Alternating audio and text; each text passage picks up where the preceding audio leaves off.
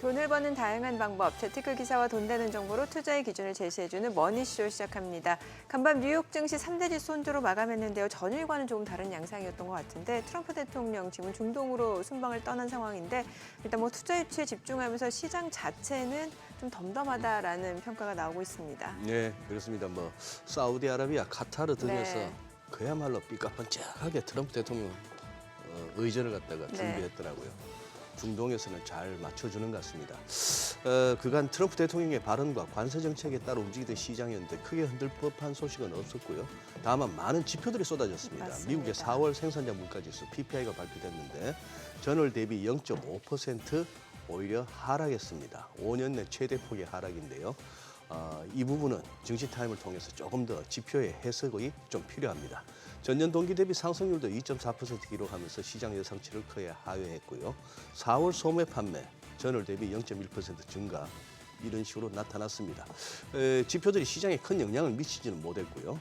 다만 주목할 만한 것은 미 국채 수익률이 급락했습니다. 10년물 10bp 가까이 떨어지면서 4.43%까지 내려오고 2년물 4%로 올라서나 했습니다만 3.95%대로 내려왔습니다. 네, 어제 국내 증시 코스피 코스닥 모두 떨어졌습니다. 유가증권 시장에서는 개인 투자자 그리고 외국인이 순매수를 보여줬습니다만 기관의 차익 실현 물량이 나오면서 하락했고요. 코스닥도 어제 좀 하락 마감했던 상황이었습니다. 어제 코스닥에서도 일단은 뭐 지금 하락한 모습이었고 또 제주에서는 우리나라와 미국의 고위급 통상 협의도 시작이 됐습니다. 어제 산업통상자원부 통상교섭본부장이 미국 무역대표부 대표를 면담했고요. 오늘은 안덕근 장관이 면담할 예정입니다. 이번 한미 통상협의를 계기로 어떤 결정이 내려질지 또 국내 증시에는 어떤 영향을 미칠지 주목해 보시면 좋을 것 같습니다. 네, 부동산 시장에 오래전에 등장해서 지금까지도 불문처럼 여겨지던 것이 바로 강남 불패라는 말입니다. 최근에는 한강 불패라는 말이 새롭게 떠오르고 있다고 하는데요. 어떤 내용인지 하우머니에서 알아보겠습니다. 지금 보시고 계신 머니쇼는 SBS BJ 거 유튜브에서 실시간 시청이 가능합니다. 더 많은 국내 주식 정보 받아보실 분들은 카카오톡 채널 머니랩 추가하시기 바랍니다. 그럼 먼저 빠르게 돌아가는 글로벌 증시 상황부터 정리해 볼까요? 최주연 아나운서 소식 전해주시죠. 뉴욕 증시의 전반적으로 강세 분위기는 이어지고 있지만 새로운 기폭제가 나오지 않으면서 점점 주 초반의 흥분이 가라앉고 있습니다. 상호관세 유예 조치가 시작된 지 한 달이 지났지만 아직 영국을 제외하고서는 협상 타결 소식이 나오지 않는 것도 우려되는 상황이고요. 오늘 공개된 경제 지표들도 성장 둔화를 가리키면서 시장에는 점점 경계감이 나오고 있습니다. 다만 한동안 연일 상승하던 국채 수익률이 다시 하락세로 돌아선 점은 시장의 호재로 작용하면서 오늘 뉴욕 증시는 혼조세로 마감했습니다. 마감상 보면 오늘은 그동안 크게 올랐던 기술주들에서 차익 실현 매물이 나오고 다시 커진 경기 둔화 우려감에 방어주들이 강세를 보이면서 다우지수가 가장 크게 올랐는데요. 마감 상황 보면 다우지수가 오늘 0.65%, S&P 500 지수가 0.41% 올랐고요. 나스닥 지수는 기술주 부진에 오늘 0.18% 약세를 보였습니다. 빅테크 기업들은 대부분 하락했습니다. 엔비디아도 반도체 훈풍이 잦아들면서 오늘 소폭 내렸고요. 또 아마존도 기기 및 서비스 부문 위주로 대량 해고를 예고한 영향에 오늘 2% 넘게 급락했습니다. 시총 6위부터도 보면 메타의 신규 인공지능 서비스의 출시가 지연된다는 소식에 오늘 장 막판으로 가면서로 2% 넘게 빠진 것으로 마감됐고요. 테슬라도 단기 과매수 구간에 접어든 만큼 오늘 1.4% 하락했습니다. 한편 간밤 눈에 띄는 종목으로는 월마트가 있는데요. 개장 전 월마트는 굉장히 좋은 실적을 공개했지만 앞으로 이달부터 관세 영향으로 상품 가격 인상이 본격화될 것이라고 말하면서 인플레 우려감을 키웠습니다. 비록 주가는 장 후반으로 갈수록 낙폭을 크게 줄이긴 했지만 소비자들의 부담은 한층 더 커질 것으로 전망됩니다. 그런가 하면 오늘 파월 의장도 관세로 인해서 인플레이션 변동이 커질 수 있다는 점을 경고했습니다. 그는 향후 인플레이션 변동성이 2008년 금융위기와 2020년 코로나19 팬데믹 사이의 기간이었던 2010년대보다 더 클 수 있다면서 공급 충격도 더 많아질 수 있다고 경고했는데요. 팬데믹 때와 같이 공급망 충격으로 인해서 높은 인플레이션 시대에 진입할 수 있다는 점을 우려한 것으로 보입니다. 이번 발언을 봤을 때도 금리 인하가 빠른 시일 안에 이뤄지긴 어려울 것으로 보입니다. 이어서 오늘 나온 지표들로 살펴보면 간밤 여러 주요 데이터들이 나온 가운데 시장에서는 PPI 지표에 가장 크게 주목했습니다. 관세 여파로 PPI 수치가 오를 것이라는 예상을 깨고 이 도매 물가지수가 5년 만에 가장 큰 폭으로 하락했기 때문인데요. 자세히 보면 올해 4월 PPI는 전월 대비 0.5% 내리면서 시장 예상치 0.2% 상승을 크게 밑돌았고요. 2020년 이후 가장 큰 폭으로 하락했습니다. 또 근원 PPI 역시 전월 대비 0.4% 내리면서 하락 전환했고 이는 2015년 이후 10년 만에 최대 낙폭입니다. 특히 서비스 가격이 전월 대비 0.7% 내리면서 PPI 하락에 크게 기여했는데요. 이를 보면 아직까지는 기업들이 관세로 인한 수입품 가격 상승분을 소비자들에게 본격적으로 전가하지 않고 기업들이 마진을 낮추는 방식으로 관세 부담을 흡수하고 있는 것으로 보입니다. 만일 이 흐름이 계속해서 이어지게 된다면 디스인플레이션은 계속될 수 있겠지만 기업들의 마진 축소로 인해서 전체 성장이 둔화될 수 있기 때문에 이 부분 유의해 볼 필요가 있겠습니다. 다만 물론 일각에서는 증시 하락으로 인한 포트폴리오 관리 비용 급락의 영향이라는 분석도 나오고 있어 다음 달 지표가 어떻게 나올지가 매우 중요할 것으로 보입니다. 이런 가운데 미국의 소비 심리는 점차 위축되는 모습을 보이고 있습니다. 4월 소매 판매는 전월 대비 0.1% 증가하면서 3월에 1.7% 늘어난 데 비해서 크게 둔화했고요. GDP 계산에 들어가는 이 통제그룹 소매 판매 역시 전월 대비 0.2% 떨어지면서 직전 치고 예상치를 일제히 하회했습니다. 고율 관세의 여파로 소비자들이 미리 물건을 구매하던 영향이 점차 소진되면서 소비가 둔화하고 있는 모습인데요. 소비 위축이 앞으로 본격화되면 이 또한 경기 성장의 부담으로 작용할 가능성이 크겠습니다. 다행히 아직까지 노동시장은 견조한 흐름을 이어가고 있습니다. 지난주 신규 실업수당 청구 건수는 22만 9천 건으로 집계되면서 직전 주와 비교해서 변동이 없었고요. 계속 실업수당 청구 건수는 188만 1천 건으로 집계되면서 전주 대비 소폭 증가한 수준으로 나왔습니다. 비록 글로벌 무역 긴장도가 점점 낮아지고는 있지만 여전히 관세 불확실성은 남아있기 때문에 기업들이 쉽사리 해고하지 않는 것으로 풀이됩니다. 미중 관세 인하에도 3월 이후 최고치까지 상승하던 국채 수익률이 오랜만에 큰 폭으로 떨어졌습니다. 재정 적자 확대 등 여러 악재에도 불구하고 오늘 나온 데이터들을 소화하면서 상승폭이 일부 되돌림 현상이 나왔는데요. 간밤 PPI 지표가 예상을 크게 밑돌고 또 미국 소비자들의 구매력은 떨어지면서 성장 둔화에 대한 우려가 불거지자 연준의 금리 인하 재개 시점이 앞당겨질 것이라는 전망이 국채 금리에 하방 압력을 가했습니다. 또 국채 금리를 낮추기 위한 트럼프 행정부의 목표를 달성하기 위해서 미국 규제 당국이 대형은행의 자본 규제 완화 발표를 준비하고 있다는 소식도 일부 호재로 작용했는데요. 간밤 10년물 국채 수익률과 2년물 국채 수익률 모두 0.09%포인트 급락했습니다. 국제유가도 오늘 큰 폭으로 내렸습니다. 트럼프 대통령이 이란과의 핵 협상 가능성을 언급한 것이 발단이 됐는데요. 핵 합의가 다시 추진될 경우 이란산의 원유 공급이 늘어나서 국제유가가 크게 떨어질 수 있기 때문입니다. 오늘 이 소식에 WTI와 브렌트유는 각각 2.42%, 2.16% 빠지면서 배럴당 61달러, 64달러에서 마감됐습니다. 한편 금 가격은 꿋꿋하게 버티고 있습니다. 최근 위험자산 선호 심리가 커지면서 금의 차익 실현 매물이 나와도 저가 매수세도 함께 계속해서 들어와주면서 가격 하방을 지지해주고 있는데요. 어제 1%가량 떨어졌던 금 선물은 오늘 다시 1.57% 오르면서 온스당 3,238달러에서 거래됐습니다. 굿모닝 마켓이었습니다.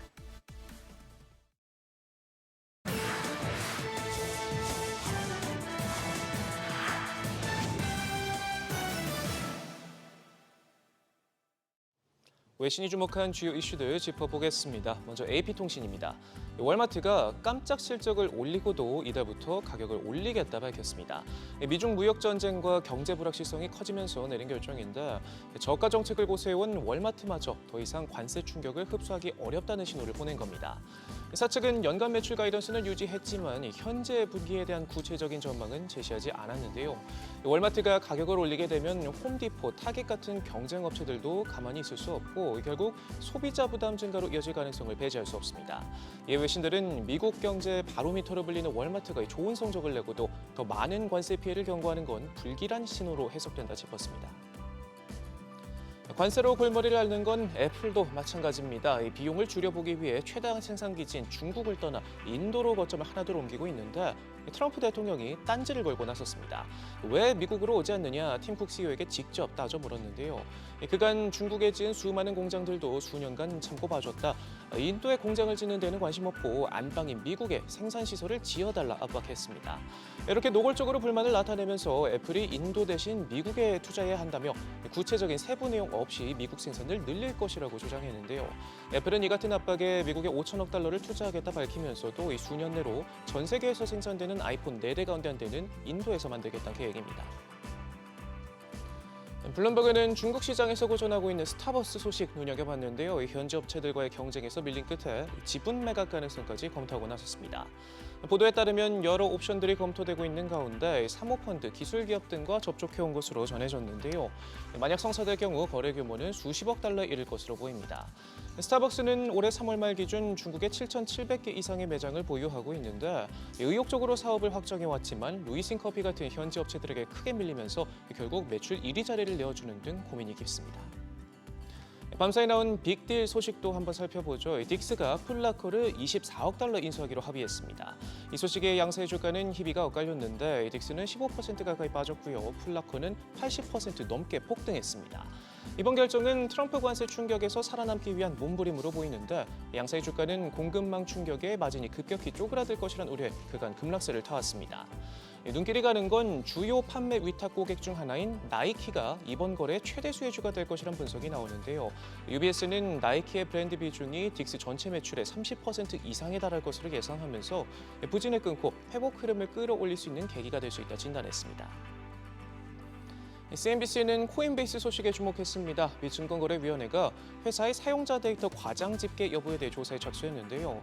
실제 활성 사용자 수와 단순히 계정을 개설한 사용자 수를 명확하게 구분하지 않고 혼용하면서 보고했을 가능성에 주목하고 있는 것으로 전해졌습니다. 최근 코인베이스는 가상자산 관련 기업으로는 처음으로 S&P 500 지수에 편입되면서 디지털 자산 거래 플랫폼들이 전통 금융시장 중심으로 진입하는 데 물꼬를 텄다는 평가를 받고 있는데 하지만 이 같은 중요한 시점에서 법적 문제와 더불어 데이터 유출 피해까지 겹치면서 골머리를 앓고 있습니다. 해킹 공격으로 사용자 데이터 일부가 유출됐는데 이사 측은 고객 보상 등의 최대 4억 달러의 비용이 발생할 것으로 내다봤습니다. 마지막으로 월스트리트저널입니다. 미국 최대 건강보험사인 유나이티드 헬스가 미국의 공적 건강보험인 메디케어 사업과 관련한 사기 의혹으로 법무부의 조사를 받고 있는데요. 지불금을 높일 수 있는 리베이트 범죄 등에 초점을 맞추고 있는 것으로 전해졌습니다. 유나이티드 헬스는 최근 앤드류 위티 회장이 전격 사임하고 의료 비용 상승을 이유로 실적 전망을 철회하면서 주가가 하루 만에 20% 가까이 빠지기도 했는데 지난해에는 보험 부문 대표 브라이언 톰슨 CEO가 거리에서 총격으로 사망하는 등 계속되는 악재에 주가는 올 들어 반토막이 난 상태입니다. 지금까지 글로벌 비즈였습니다. 어제장에서 이슈가 있었던 업종 살펴보는 기업 이슈 시간입니다. 어제 그간 많이 오른 반도체주들이 쉬어갔습니다. 차익 실현 매물이 나오면서 반도체주가 전반적으로 약세 보였는데요. 그러나 좋은 소식들이 전해지기도 했습니다. 먼저 지난달 반도체 업종이 역대 4월 중 최대 실적을 기록하면서 반도체 업황 회복 기대가 커진 가운데 삼성전자와 SK하이닉스가 1분기에 연구개발 비용과 시설 투자를 늘렸다는 소식이 전해졌습니다. 이로써 수요가 탄탄하다는 것이 다시 한번 증명된 것을 알 수 있죠. 또한 한미반도체가 6세대 HBM인 HBM4의 생산 전용 장비 TC본다4를 출시한다는 소식도 전해졌습니다. HBM4가 기존 시장의 게임 체인저로 떠오르면서 글로벌 경쟁이 격화한 가운데 한미반도체의 장비 출시로 우리 기업들의 HBM4 양산 시점이 앞당겨질 수 있을 것으로 보입니다. 마감 사안 보면 PSK홀딩스 11.47% 급락했고요. 테크윙 6.11%, 고영 5% 넘게 빠졌고 EST도 4.26%, YC도 3.72% 약세 보였습니다. 미국 공화당이 인플레이션 감축법 IRA의 세액공제를 조기 폐지하는 법안을 추진하고 있다는 소식이 계속해서 우리 2차 전지를 떨게 하고 있습니다. 구체적으로는 당초 2032년 말에 폐지 예정이었던 IRA의 전기차 세액공제를 2027년부터 폐지하자는 내용인데요. 여기엔 한국 배터리 기업들의 실적을 방어해준 첨단 제조 생산 세액공제 폐지 AMPC도 1년 앞당겨지는 내용이 포함돼 있습니다. 특히 국내 배터리 3사인 LG에너지솔루션, 삼성 SDI, 또 SK온이 AMPC를 통해 실적을 방어해온 만큼 만약 이 법안이 통과될 경우 전기차 캐즘이 더 장기화되고 배터리 업계 실적도 위축될 수 있다는 전망이 나오는데요. 또 2차 전지 관련 상장사들이 재무 안정성 확보를 위해 잇따라 대규모 유상증자에 나선 것도 주가에 영향을 미치고 있습니다. 마감 상황 보면 DSK 23% 가까이 급락했고요. 대보마그네틱 9.46%, 펜트론 5.49%, HP 테크놀로지도 5% 가까이 약세 보였고 필옵틱스 3.83%로 하락 마감했습니다. 한편 트럼프 대통령이 약가 인하를 추진하고 의약품 관세 부과를 예고하면서 우리 제약 바이오주들도 영향을 받지 않을까 하는 우려가 있었는데요. 그런데 국내 제약사 중에 미국 약가 인하 정책에 영향을 받는 곳이 거의 없다는 의견이 나오면서 관련주가 좋은 흐름 보였습니다. 셀트리온 서정진 회장은 미국 약가가 높은 건 제약사가 아니라 중간 유통 과정 문제로 인해 발생한 일이라며 이번 정책은 중간 유통 구조를 주요 타깃으로 한다고 설명했습니다. 또한 미국 정부의 의약품 관세 부과에 대해서도 셀트리온의 경우 관세 부과 대상이 아니고 또 재고까지 미리 확보하고 있어 내년까지 관세 영향을 전혀 받지 않을 거라고 밝혔는데요. 다른 기업들도 미국 공장 건설에 속도를 내는 방식으로 위기에 대응할 것으로 보입니다. 마감 상황 보면 사이토젠 상한가 기록했고요. 매드팩토 12.69%, 오름테라퓨틱 11.05%, TNR 바이오팹 10% 넘게 올랐고 셀비온도 9% 가까이 강세 보였습니다. 마지막으로 국내 유전자 치료제 개발사인 알지노믹스가 일라이릴리의 리보핵산 RNA 치료제 개발 기술을 수출했다는 소식에 관련주가 날아올랐습니다. 총 계약 규모는 최대 약 1조 9천억 원인데요. 이번 계약에 따라 두 회사는 유전성 난청 질환을 치료할 RNA 치료제를 개발할 계획인데 알지노믹스가 초기 연구 개발을 하고 일라이릴리가 후속 개발과 상업화를 담당합니다. 기존 DNA 편집 기술은 만에 하나 발생할 수 있는 잘못된 교정을 되돌릴 수 없다는 한계가 있고 또 RNA 편집 기술의 경우 각각의 염기에 대한 치료제를 개발해야 하는 어려움이 있는데요. 그런데 RNA 치환 효소 기술은 다수의 돌연 변이가 발견되는 부위의 앞부위를 표적으로 삼아서 편집 교정이 가능해 더욱 효과적으로 치료할 수 있습니다. 이에 따라 향후 난치 질환에 대한 새로운 해법을 제시할 것으로 전망되고 있습니다.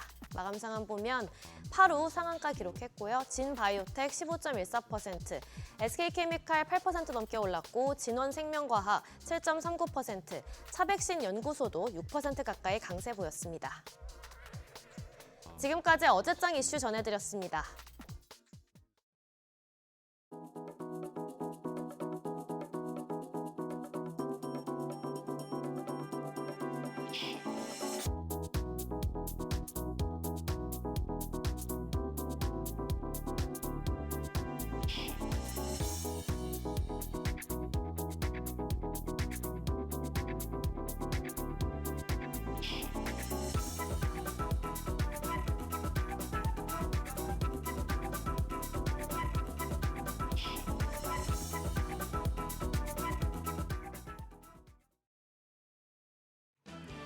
쉬어갈 법한 구간에서 역시나 시장 조정이 나옵니다. 단기적인 상승 랠리를 보이던 시장은 어제 숨고르기에 들어갔습니다. 미중 협상 이후에 더 큰 재료가 나오기 어려운 국면에서 양시장 과매수권에 걸려 있다 보니 가격 부담이 있었습니다. 이번 주 마지막 거래일인데요. 시장 어떻게 마무리 지을지 어제장 복귀하면서 오늘장 투자 포인트 확인하시죠. 코스피와 코스닥 모두 0.7% 하락했습니다. 미국 금리 인하 기대가 후퇴했고 트럼프 대통령 감세안 하원 통과에 따른 장기 국채 수익률 반등에 시장 쉬어갔습니다. 수급 동향을 보면 코스피 외국인 매수세가 이어졌습니다. 2,700억 원 가까이 순매수하면서 3거래일 연속 매수 우위를 기록했습니다. 반면 기관 투자자가 3,800억 원 넘게 팔아내면서 지수 하방 압력을 줬고요. 개인은 705억 원 순매수했습니다. 코스닥 시장에서는 외국인만 매도 우위였습니다. 4거래일 만에 팔자 포지션으로 전환이 됐는데요. 1,200억 원 넘게 매도 우위 기록했습니다. 반면 기관이 140억 원 순매수했고 개인 투자자가 1,200억 원 넘는 사자세를 나타냈습니다. 유가증권 시장 시총 상위 종목들이 대체로 부진했습니다. SK하이닉스가 2.7%, 현대차가 2.1%, 삼성전자가 0.2% 가까이 하락하면서 지수 기여도 하위권을 차지했습니다. 코스닥 시장에서는 빅5 종목이 모두 빠졌습니다. 알테오젠과 HLB 등 제약바이오 대표주, 그리고 2차 전지 대표주들도 약세였고요. 최근에 올랐던 로봇주의 전반에서 매물이 나왔는데 시총 5위 레인보우 로보틱스 역시 2.9% 조정을 받았습니다. 슈젤과 펩트론, 리가켄 바이오만 상승했습니다. 환율이 출렁이고 있습니다. 정규장 마감 시간 달러 기준 25원 70전 급락하면서 1,394원 50전에 거래를 마쳤습니다. 1,420원까지 오르더니 하루 만에 1,400원을 다시 내줬습니다. 한미 환율 협상 소식에 달러 대비 원화 환율 반년 만에 최저치를 기록한 건데요. 이후에 야간 거래에서는 별다른 움직임이 없었습니다. 미국 4월 생산자 물가지수 PPI가 전월 대비 0.5% 급락하며 예상치를 밑돌자 달러화 가치가 낙폭을 기록했고 환율 역시 소폭 내렸습니다. 역외 환율 같은 경우에는 1,398원을 기록했는데요. 오늘 외환 시장 1,400원을 하회하면서 출발하겠습니다. 환율이 급격한 변동성을 나타내는 건 투자자들 입장에서, 특히 외국인 투자자들 입장에서는 경계할 부분이기 때문에 환율 흐름 체크하시면서 시장 대응하셔야겠습니다. 어제로 1분기 어닝 시즌이 마무리됐습니다. 이번 실적 발표 어땠는지 전반적으로 살펴보시죠. 국내 증시 상장 기업들의 1분기 실적은 전반적으로 양호한 모습을 보였습니다. 2월까지 하향 조정되던 한국 기업 실적 추정치가 상향 조정으로 전환이 됐습니다. 실적과 주가를 연계해 봤을 때 실적이 상향 조정됐다고 수익률이 좋은 건 아니었습니다. 실적은 똑같이 상향이 됐지만 IT 섹터에 비해서 산업재 쪽이 더 각광받고 있죠. 이건 이익뿐 아니라 성장성을 동시에 보유한 기업들이 시장에서 더욱 선호받는 것을 나타내고 있는데요. 한국투자증권은 산업재와 유틸리티 업종이 이런 프리미엄을 받고 있다고 진단했습니다. 그리고 헬스케어의 경우에 최근 트럼프 행정부의 약가 인하 정책 때문에 주가가 조정을 받고 있는 상황이지만 내년 이익 전망치가 상향 조정되고 있어서 성장 기대감이 확대되고 있다며 긍정적인 접근을 고려할 수 있다고 밝혔습니다. 앞으로 실적이 좋을 종목군 중에서 실적 성장성이 확대되는 종목들도 체크해 두시죠. 일정입니다. 오늘 미국 옵션 만기일이고요. 우리나라 4월 수출입 물가 지수가 발표됐습니다. 지난달 유가와 환율이 모두 떨어지면서 우리나라 수입 제품의 전반적인 가격 수준도 1% 넘게 낮아진 것으로 나타났습니다. 한편 어제 시간의 거래에서는 알래스카와 비만 치료제 관련주가 강했습니다. 알래스카 프로젝트 관련주는 알래스카주 정부가 다음 달 3일부터 5일 앵커리지에서 열리는 에너지 컨퍼런스에 한국 정부 측을 초청했다는 소식에 주목받았습니다. 비만 치료제 쪽에서는 인벤티지 랩이 장기 지속형 주사제를 일정에 따라 개발에 차질이 없다는 입장을 밝히면서 강세 기록했고요. 가장 높은 거래 대금이 몰렸습니다. 더불어서 큐라티스도 1분기 영업이익 적자폭을 축소한 실적을 발표하면서 상승했습니다. 그럼 넥스트레이드 프리마켓 확인하시죠. 간밤 뉴욕 증시 소비 둔화 우려 속에 혼조로 마감이 됐습니다. 폭등 이후에 숨고르기 장세가 이어지고 있는데 우리 시장은 이미 어제 이 부분을 선반영했다는 평가가 나옵니다. 오늘장 흐름 보시면 일단 프리마켓에서는 유가증권 시장 시총 상위 5위권 종목 모두 상승부를 켰습니다. 삼성전자가 0.52% 오름세로 57,600원, SK하이닉스가 0.5% 반등하면서 20만 1,500원에 거래되고 있습니다. LG에너지솔루션이 0.65% 강세로 거래가 30만 9천 원이고요. 삼성바이오로직스도 0.7% 오름세, 현대차 역시 0.67% 반등합니다. 거래가 19만 4,200원으로 집계되고 있습니다. 코스닥 시총 상위 종목에서는 좀 흐름이 엇갈립니다. 알테오젠과 에코프로비엠은 반등합니다. 알테오젠이 1%가량 오르면서 현재 거래가 33만 4천 원이고요. 에코프로비엠도 0.51% 강세입니다. 거래가는 9만 7,700원. 반면 HLB는 0.18% 약세로 5만 6,700원에 거래되고 있고 에코프로도 0.3% 상승합니다. 4만 5,800원에 거래되고 있습니다.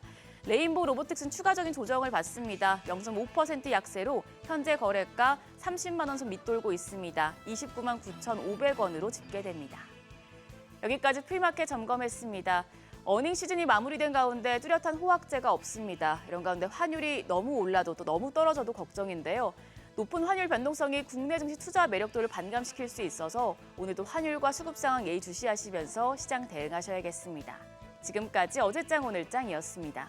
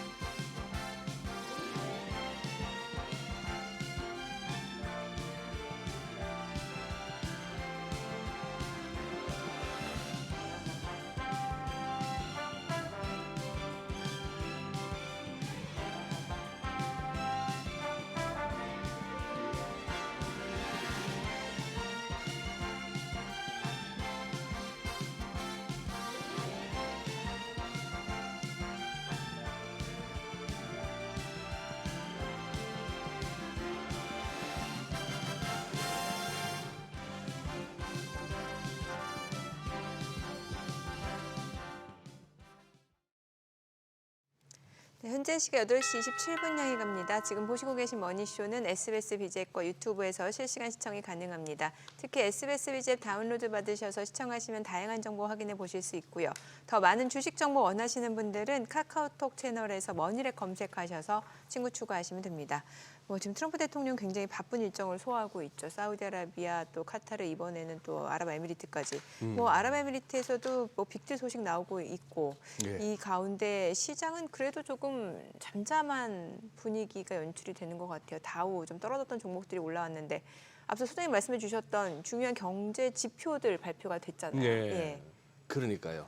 어제 진짜 많은 지표가 나왔죠. PPI 나왔고 네. 소매 판매, 뭐 산업 생산 등등이 나왔고 또 파월 의장도 제롬 파월 의장도 아마 두고 곱씹어 봐야 할 중요한 발언을 어제 또 하나 하더라고요. 네. 이 5년마다 이렇게 연준이 뭐랄까요? 통화 정책 프레임이라 해야 될까? 이걸 갖다 한번 바꾸는데 5년제라 생각하면 네. 2020년 네. 코로나 닥쳤을 때 아닙니까? 이제 그저 코로나 닥쳤을 때고 지금은 근데 조금 트럼프 대통령이 들으면은 심기 불편할 만한 얘기를 어제 많이 하더라고요. 파월 의장이 연준이 이제 네. 그런 상황인데 야, 또 내년 임기 말 앞둔 분이 또 저렇게 적극적으로 뭘 대못을 받겠다고 하니까 참 살펴볼 건 많은 그런 날인데 시장은 그래요. 뭐 지금 그간이겠습니까? 이제 급하게 많이 저점 대비 한 20% 안팎으로 다들 지수가 올라오니까 조금 차익 실현 욕구도 생기고 네. 뭐 그런 정도가 아닌가 싶은데 4월달 언제 시장이 폭락했었냐 이런 반응이에요. 다 잊어버린 지금. 거죠. 예. 어떻게 보면은 관세 타령 시작했던 게 2월 1일이더만요. 네네. 캐나다하고 멕시코에다가 25% 관세 때리겠다 했을 때부터 어떻게 보면은 관세 장세가 시작했는데 뭐 그 레벨까지 우리도 왔고 네네. 코스피도 왔고 미국도 거의 다 왔고 하니까 지금부터는 또 이제 뭘 갖고 또 트레이딩을 하지 하는 그런 시점인 것 같아요. 또 네. 한번 전반적으로 그것이 한번 또 짚어볼 때가 됐죠. 네, 오늘 네. 상상인증권 리서치센터 배경찬 센터장님 함께합니다. 어서 오세요. 안녕하세요. 어서 오세요, 센터장님. 예. 얼마 만에 오신 겁니까? 예, 한 달 만에 왔습니다. 저는 센터장님 더 자주 뵙고 싶은데. 예, 더 자주 나올 수 있도록 빨리 좀 저희 회사를 반석에 올리면서 반석 위에. 하겠습니다. 예. 제가 알기로는 우리 정민앵커 등살에 나오시기 시작하신 것 같은데. 근데 뭐 등살까지는 아니었고 부탁이었고요. 예, 부탁. 사실 말씀하신 대로 시장이 뭐 어떤 특별한 재료나 그런 게 없어서 관망하는 건 맞는데 네. 애널리스트는 또 많이 바빠요. 뭐가 있었냐면 네. 실적 시즌은 끝났으니까 이제 실적은 그 실적에 끝났고. 대한 재해석 반추라고 하죠. 실적에 대한 어떤 것도 있고 그 다음에 어떻게 보면 지금 아까 말했던 지표들에서 5월, 6월이 변곡점이라고 저희는 보고 있거든요. 네. 네. 그러니까 왜 그러냐면 지금 환율이 선행적으로 움직이고 있다는 거잖아요. 5월, 6월이 변곡점이다. 변곡점이라고 보는 이유는 이제 저는 어떻게 보면 하반기 시장을 긍정적으로 볼지 아니면 부정적으로 볼지 결정되는 게 5월, 6월로 보고 있거든요. 아직 지난- 결정은 안 하셨고요. 결정 못 하겠습니다.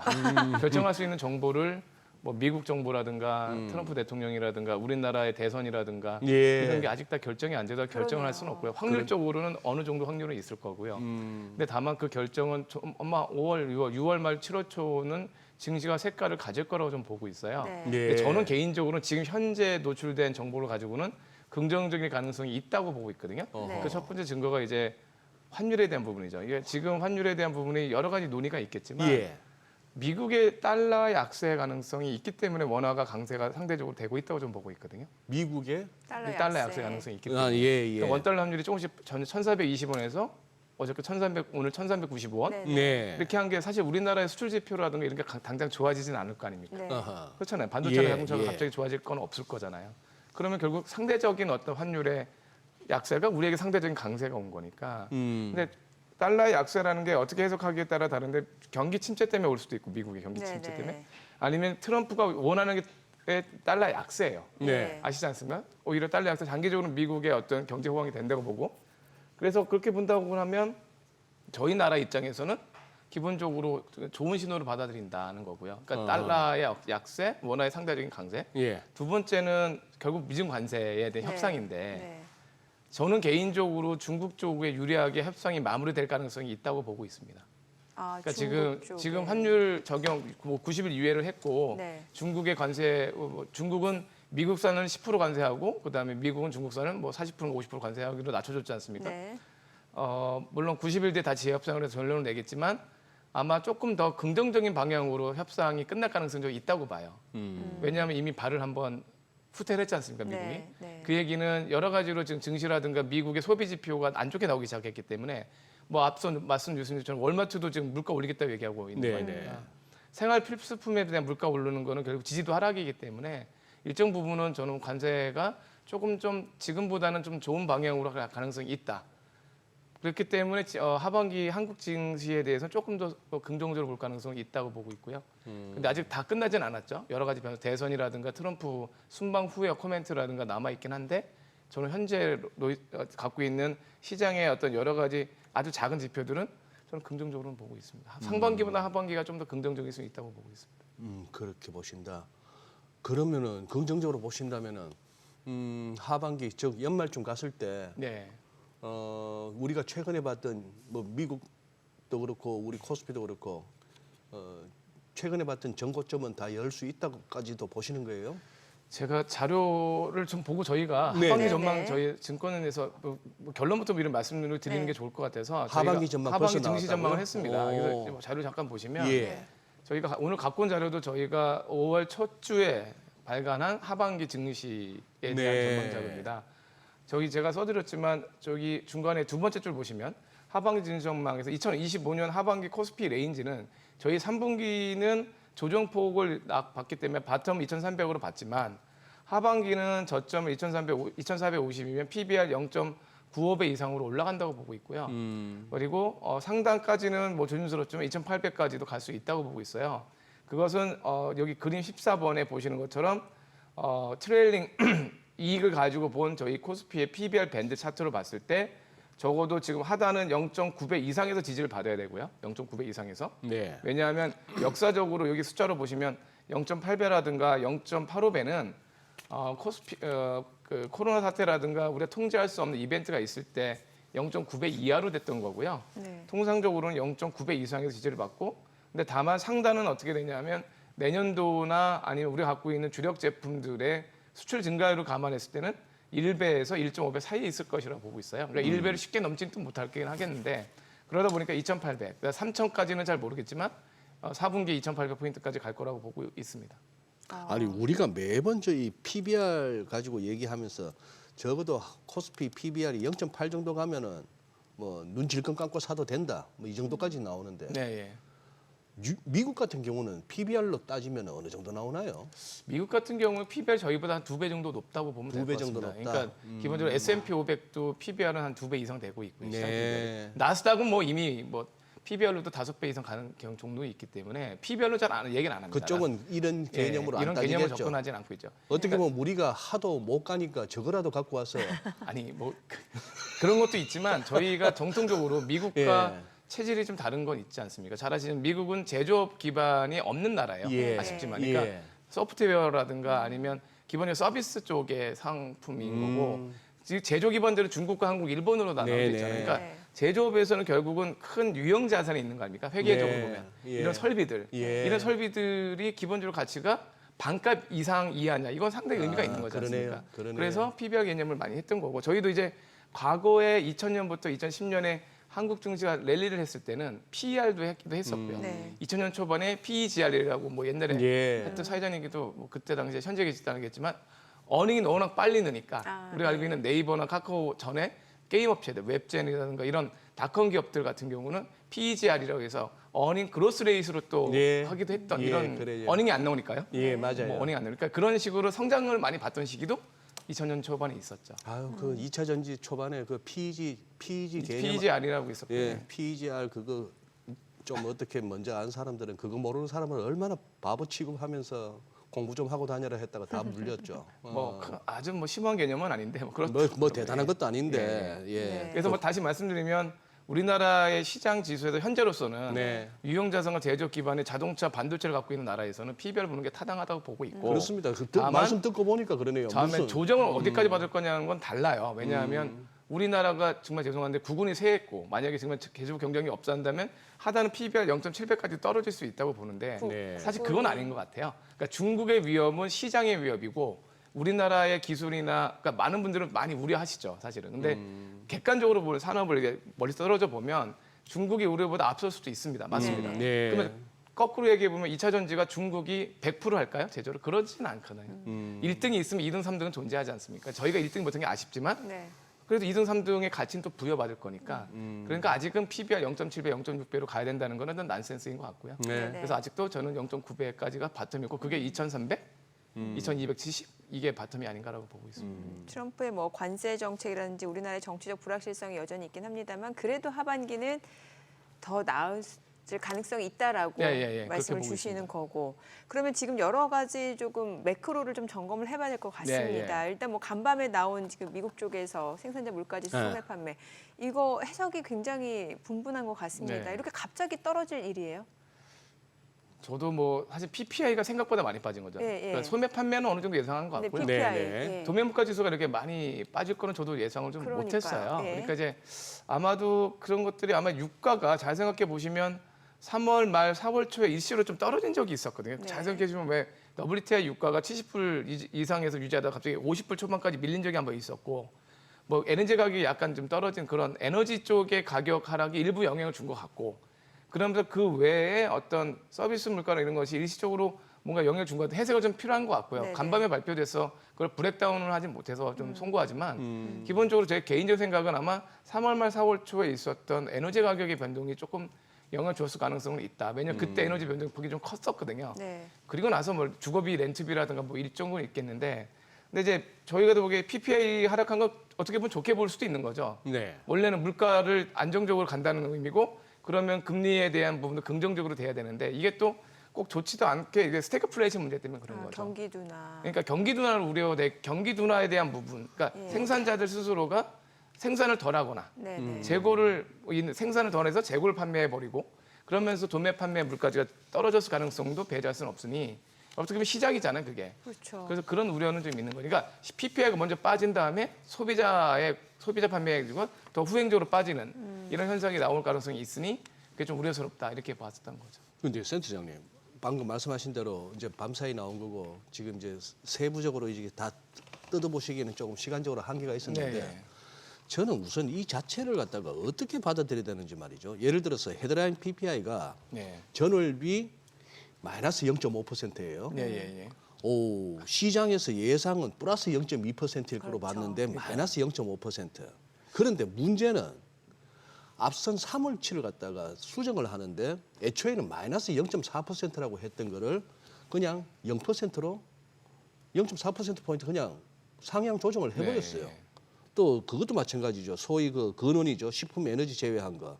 전월비 마이너스 0.4인데 시장은 플러스 0.3이겠거니 했는데 마이너스 0.4. 이것도 아니 그러면 그 월가 애널리스트는 전부 바보입니까? 이 플러스 마이너스가 틀려버리니까. 그런데다가 3월이 마이너스 0.1% 애초에 발표했던 거를 플러스 0.4로 수정해요. 이걸 갖다 지표라고 믿어도 됩니까? 무슨 뭐 마이너스 0.3에서 마이너스 0.2더라 이 정도 이렇게 조정이면은 뭐 그럴 수도 있겠거니 하는데 마이너스 0.1% 빠졌어. 그는 PPI가 했던 그 3월치를 네. 지금 보니 아니야 0.4% 올랐네. 이게 뭔 놈의 지표입니까 이게? 사실은 조금 저도 이례적으로 보거든요. 그러니까 수정의 변동폭도 좀 컸고요. 네. 3월에 대한 기 발표한 걸 이제 예. 확정치로 바꾸면서 네, 했던 네. 것도 좀 컸고 그다음에 5월, 그러니까 지금 4월 달에 PPI도 생각보다 마이너스 0.5%면 전월 대비잖아요. 그래서 네. 전월 대비. 물론 3월이 수정되면서 전월 대비해서 그럴 그랬을 수는 가능성이 또 있겠네요. 있죠. 제 말 예. 아시죠? 먼스터 예. 먼스로 예, 보면 예, 예. 전월의 마이너스를 플러스로 바꾸거나 이렇게 네, 변동되게 네. 되면 여기에서는 또, 이펙트가 두 예, 배로 그렇죠. 되니까 예. 그렇다 해도 조금 저도 좀 이례적인 것 같아요. 그래서 그런 부분들은 월가 데이터가 뭐 완전히 이상하다고 보실 건 아닌 것 같고 다만 아까 말씀드렸던 3월의 변동에 대한 어떤 수정상 그다음에 3월 말 4월 초 에너지의 변동이 분명히 있었거든요. 그러니까 일주일 사이에 유가가 변동이 되게 컸었어요.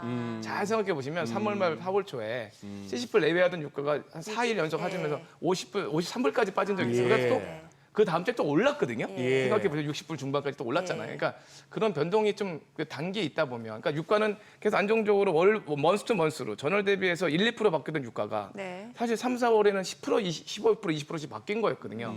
그럼 에너지와 식료품을 보는 그런 물가 입장에서는 영향을 줄 수는 있는 그렇죠. 거죠. 근데 그건 뜯어봐야겠지만 다른 게 뭐가 있었는지 아니면 생산자들의 어떤 재고라든가 생산에 대한 지표가 좀 더 수반돼야 되긴 하겠지만 네. 죄송합니다. 에너지에 대한 부분도 분명히 영향을 줬을 거라고 보고 있습니다. 아니 이게 참 이 지표라는 것을 갖다 우리가 다루긴 합니다만 어제 그 이제 저는 PPI 막 조정한 거 가지고 한 달 전 수치를 조정하는 것 갖고도 불만스러웠지만 뉴욕 연방은행에서 발표하는 게 그 엠파이어 네. 스테이트 지수, 그 뉴욕주의 네. 제조업 지수 이거는 떨어지는데 바로 옆 동네 그 펜실베니아 그 필라델피아 제조업 지수는 또 쑥 올라갔는데 이유가 보니까 조사 기간이 다르더라고요. 그러니까 필라델피아는 그거 뭡니까 저 미국하고 중국하고 합의 뭐 이런 거 아, 예. 예. 이거 보고 이제 하니까 사람들이 좋아질 모양이다 이런 식으로 하니 이게 이게 지표란 게 뭐 또 지표 좋다고 주식 시장이 꼭 오르는 것도 아니고 하니까 안 따질 수는 없는데 너무 지표 할 것도 아니다 싶어서 그래서 어떻게 보면은 우리 센터장님이나 뭐 이렇게 이코노미스트들의 이런 거시 분석보다는 그냥 한 5, 6분 만에 아니면 뭐 10분 이내로 그냥 종목 찍어주는 그게 제일 좋은 것 같아요. 돈 조금 내고 근데 막 절반은 돈 조금 맞는 말씀이고 내면 절반은 찍어주는 좀 종목. 동의할 수 없는 거는 있는데 지금 반어법이시죠? 그러니까 이제 왜냐하면 그래서 어닝이 제일 결과물이죠. 어닝이. 냉정히 따지면. 그래서 우리가 분기별 1년에 4번 있는 어닝 시즌이 매우 중요한 게 어닝을 속일 수는 없지 않습니까? 분식 회계하지 않는 이상. 예. 그러니까 어닝으로 모든 걸 그러니까 후행 지표. 근데 어닝의 단점은 후행 지표죠. 근데 어쩔 수는 없습니다. 네. 근데 어닝에 따라서 그날 다 주가가 움직이지 않습니까? 예. 과거 실적임에도 불구하고 그죠? 1분기 그러네. 실적은 예, 과거 실적에 예. 불구하고 주가 움직이는 건 그걸로 2분기를 볼 수 있다는 것도 있으니까요. 그러면 그러니까 이제 제 뭐 말은 어닝 측면에서 불닭식품이 아니고 삼양식품 네, 삼행시. 삼양식품 어떻게 센터장님은 뭐 특정 종목이긴 합니다만 네, 예. 어떻게 그런 정도의 모멘텀은 충분하다 보시는지.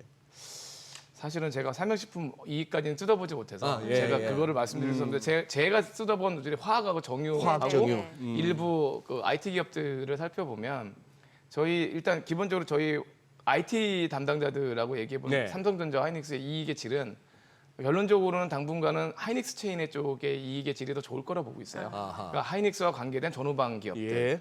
그러니까 그런 기업들이 뭐 우리가 알고 있는 DID라든가 이런 기업들이 있는데 SK 하이닉스와 관련된 밸류 체인은 여전히 좀 더 이익이 좀 증액될 가능성이 높다고 보고 있고 삼성전자도 증액되겠지만 생각보다 증액이 느려지고 있다.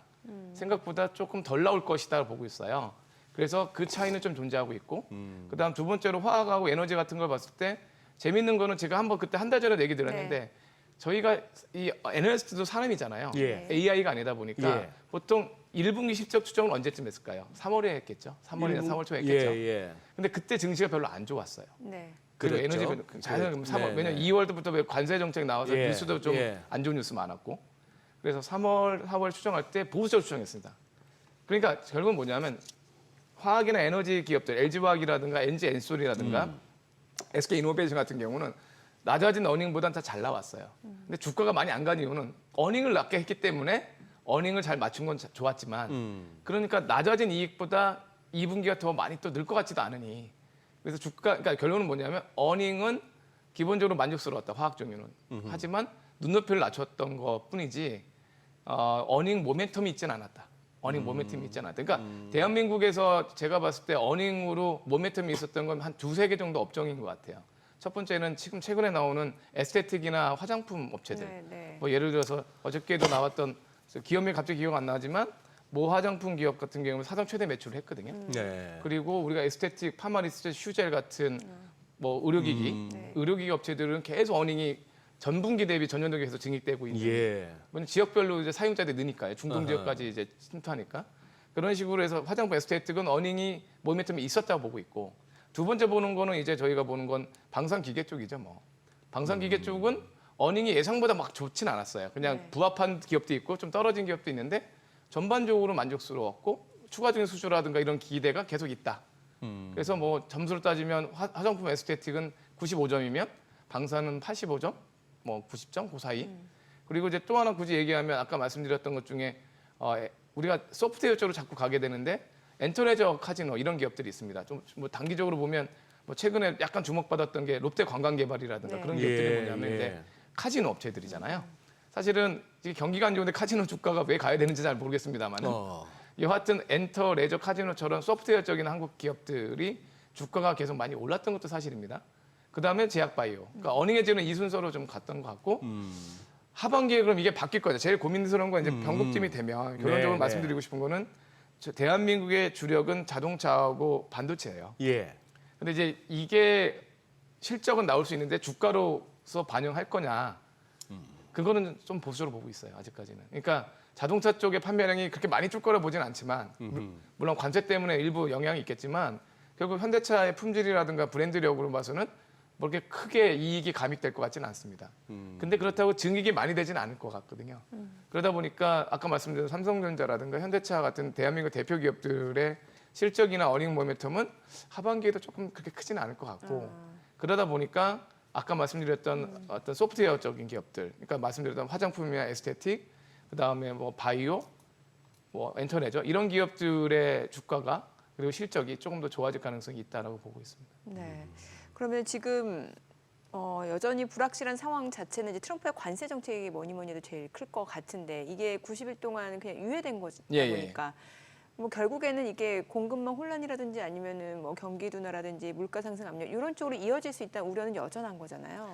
지금 뭐 잠깐 제가 자료 예. 그래프를 한 가지만 좀 네. 말씀드리면 화면을 보시면 지금 요 그림 3번을 잠깐 보시면 블룸버그가 추정한 미국의 1년 내에 경기 침체 발생 가능성입니다. 물론 뭐 지금 사회자님은 항상 지표가 맞는 거 자꾸 의심하시지만 예, 아닙니다. 일단은 저도 맨날 예. 지표 갖고 어디 가서 썰 풀고 있습니다. 근데 저희도 뭐 어떤 지표를 다 쓸지는 예. 모르겠지만 그래도 네. 신뢰성이 있다. 블룸버그라는 어떤 신뢰성을 가지고 보면 가장 높았던 게 이때는 뭐냐면 코로나 시기였죠.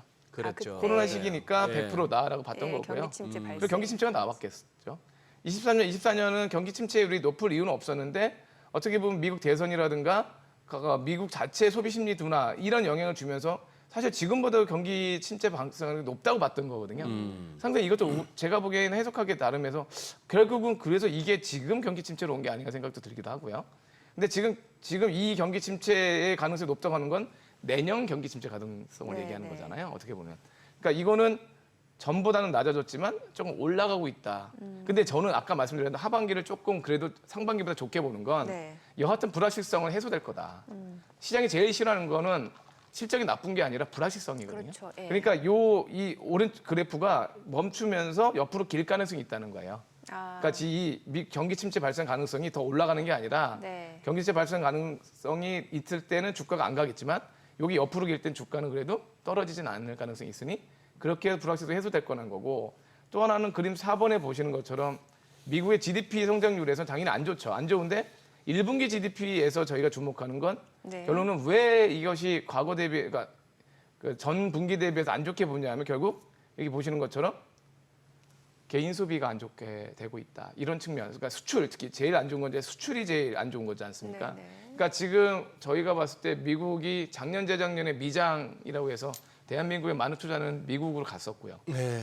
근데 제가 한 달 전에도 말씀드려서 저는 제가 뷰를 다시 말씀드리지만 미국의 주식에 대한 일정 지분을 계속 가져가시는 게 맞죠. 네. 그건 당연합니다. 우리가 어떤 포트폴리오 차원이나 자산정책 차원에서 미국에 앞서 있는 기업들 네. 그리고 미국의 기술적인 부분에서는 우위가 있기 때문에 다만 올해는 그 비중을 조금 줄여서 그 델타 쭉 줄인 것만큼은 한국이나 중국으로 가야 된다고 보고 있는 게 아까 말씀드린 그거 외에 미국의 수출이 전부 감소할 것이고 그리고 미국이 갖고 있었던 AI 기술에 대한 차별성도 이미 없어졌잖아요. 딥시크 이후로. 그러니까 제가 여러 번 말씀드렸지만 예. 중국의 항생 테크 지수 여전히 상승 여력이 남아있다고 보고 있고 예. AI 다음에 모멘텀은 휴머노이드고 휴머노이드 다음에 또 나올 기술거리는 양자 컴퓨팅일 거고요. 네. 예. 그런 것들에 대한 기술도 다 중국이 더 앞서 있거든요, 사실은. 최근에 뭐 로봇 마라톤 대회도 보셨어요? 예. 중국에서 열렸습니다. 예. 휴머노이드 로봇 마라톤 대회. 예. 완전 로봇도 있고 옆으로 가서 쓰러진 로봇도 있는데 저는 보면서 웃을 게 아니라 사실 그런 시행착오를 겪는 정신에 대해서 어떻게 보면 많이 우리나라보다 많이 앞서 있을 수 있다 생각이 들어요. 시행착오를 한다는 건 되게 중요한 거거든요, 사실은. 그렇죠. 예. 근데 우리나라는 저런 시행착오를 안 하고 있지 않습니까? 그러니까 기술적 차이가 이미 존재한다는 거거든요. 그러니까 그건 불편한 진실이지만 받아들일 건 받아들이고 우리가 노력하면 됩니다. 따라잡을 수는 있는데 제 말은 저희가 뭔가 집중을 하고 있냐의 문제죠.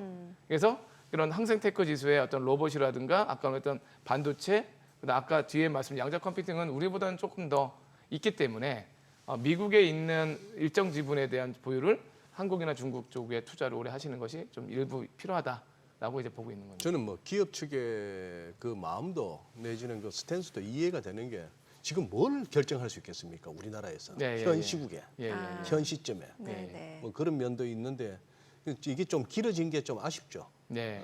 기업들이 뭘 이렇게 결정하기에 전략적인 의사결정이라는 게 뭐 도저히 불가능한 시점이니까. 근데 이제 제가 좀 동떨어진 얘기인데 10년 단위로 저희가 이제 저희 리서치 센터가 또 하반기 중국 탐방기 견문록을 준비하려고 해요. 네. 열화 일기, 신열화 일기죠. 예. 신열화 일기고. 왜냐하면 그때 시대는 청나라가 가장 문명적으로 셌으니까 열화 일기가 됐지 않습니까? 저 역사책에 그 박지원 예, 연한 박지원 선생이 썼던 열화 일기인데. 아니, 근데 왜 그 얘기 드리냐면 우리도 사회전면에서 10년 동안 준비한 신산업이 있었습니다. 네. 근데 그게 뭔가 잘 안 되고 있죠. 그게 바로 배터리입니다. 잘 생각해 배터리. 보시면 아, 배터리. 2차 전지. 배터리 그러니까 지금 사실은 2차 전지에 관련된 양극재, 음극재부터 밸류체인에 대한 어마어마한 투자를 해왔습니다. 저희 네. 우리나라가. 그러니까 2012년, 13년부터 투자해 온 거거든요. 근데 그게 캐즘에 걸리기도 하고 중국의 배터리 산업에 밀리기도 하면서 우리가 지금 약간 좀 어려움에 처해 있는 거고 그러네요. 그래 우리를 도와줘야 되는 미국도 AMPC로 1년 이 AMPC 보조금을 줄이겠다고 얘기하고 네네. 있는 좀 사면 추가 같은 거거든요. 그러네요.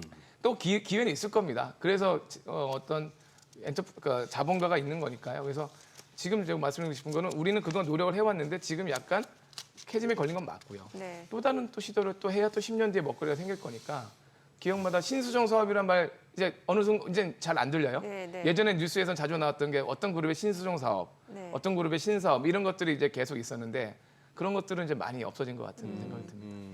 말씀하신 대로 일정 알겠습니다. 부분 있을 것 같습니다. 네. 지금 시각 8시 54분 향해 갑니다. 오늘 양시장 호가 상황 좀 체크해 보겠습니다. 먼저 코스피 예상 체결지수부터 볼게요. 오늘 양시장 보합권 출발 예상됩니다. 각각 2,626, 732포인트로 집계되고 있고요. 시가총액 상위 종목 예상가 보겠습니다. 삼성전자 오늘 0.3% 소폭 상승 예상됩니다. 호가는 57,400원, 강보합 출발 예상되고요. SK하이닉스 0.7% 상승 예상됩니다. 호가는 202,000원.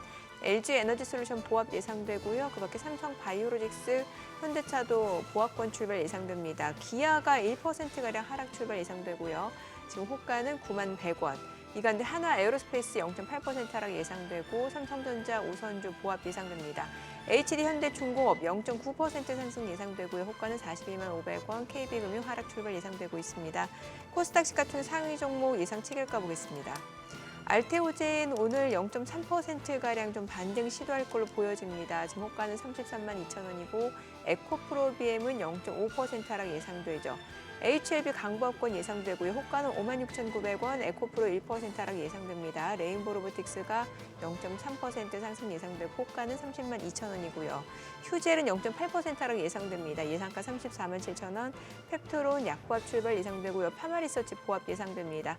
클래시스 약보합권 예상되고 리가캠바이오가 1.5% 상승 예상되고요. 호가는 103,900원으로 집계가 됩니다. 뭐 일단 지금 시가총액 상위 종목들 흐름만 놓고 봤을 때는 글쎄요, 뭐 특별한 변동을 나타내기보다는 오늘도 좀 종목 장세 분위기지 않을까 싶네요. 예, 그럴 것 같네요. 예, 맞아요. 예. 아 그러고 보니까 참 우리 네. 백영창 센터장님이 네. 화학 쪽 하셨으니까 네. 아까 그 2차 전지 조금 더 얘기해 주시죠. 그 이제 뭐 캐즘을 분명 겪고 있었고. 네. 그런데 지금 저 리튬 가격이 아직도 여전히 우리 2차 전지 특히 양극재 업체들한테 실적에다가 영향을 줍니까? 네네. 리튬 가격이나 뭐 우리가 갖고 있는 가격 양극재 업체들의 코발트나 이런 가격들 네. 다 낮아져 있기 때문에 낮아져 있기 때문에. 원재료 부분의 문제는 없습니다. 그러니까 최근에 1분기 실적 발표 에코프로비엠, LNF나 코스모 신소재를 보면 다 적자는 했지만 적자는 그렇게 크지 않았고요. 네. 적자는 뭐 과거 3분기, 4분기보다 적자는 많이 줄었습니다. 근데 아직 적자가 나오는 이유는 가동률입니다.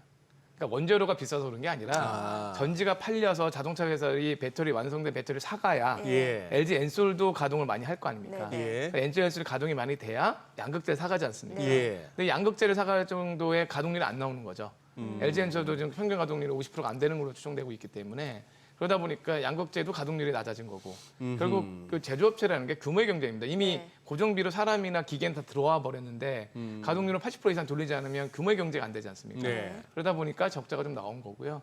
그래서 최종 소비에 대한 부분들, 미국이나 유럽의 전기차 판매량이 안 되고 있기 때문인 거고 예. 다만 이제 미국도 올해는 10% 이상 전기차가 늘 거라고 보고 있으니까 그래도 하반기에 좀 늘 거라고 보고 있어요. 상반기는 워낙 미국에 있는 자동차 소유자들도 움츠렸을 수밖에 없거든요. 왜냐하면 이걸 어떻게 하라는 얘기지? 뭐 그러면서 그러다 보니까 이게 좀 아까 말했지만 여러 가지 불확실성이 해소되면 그래도 자동차 매수는 매년 있을 수밖에 없지 않습니까? 네. 대체 구매라든가 신규 구매가 있을 거니까.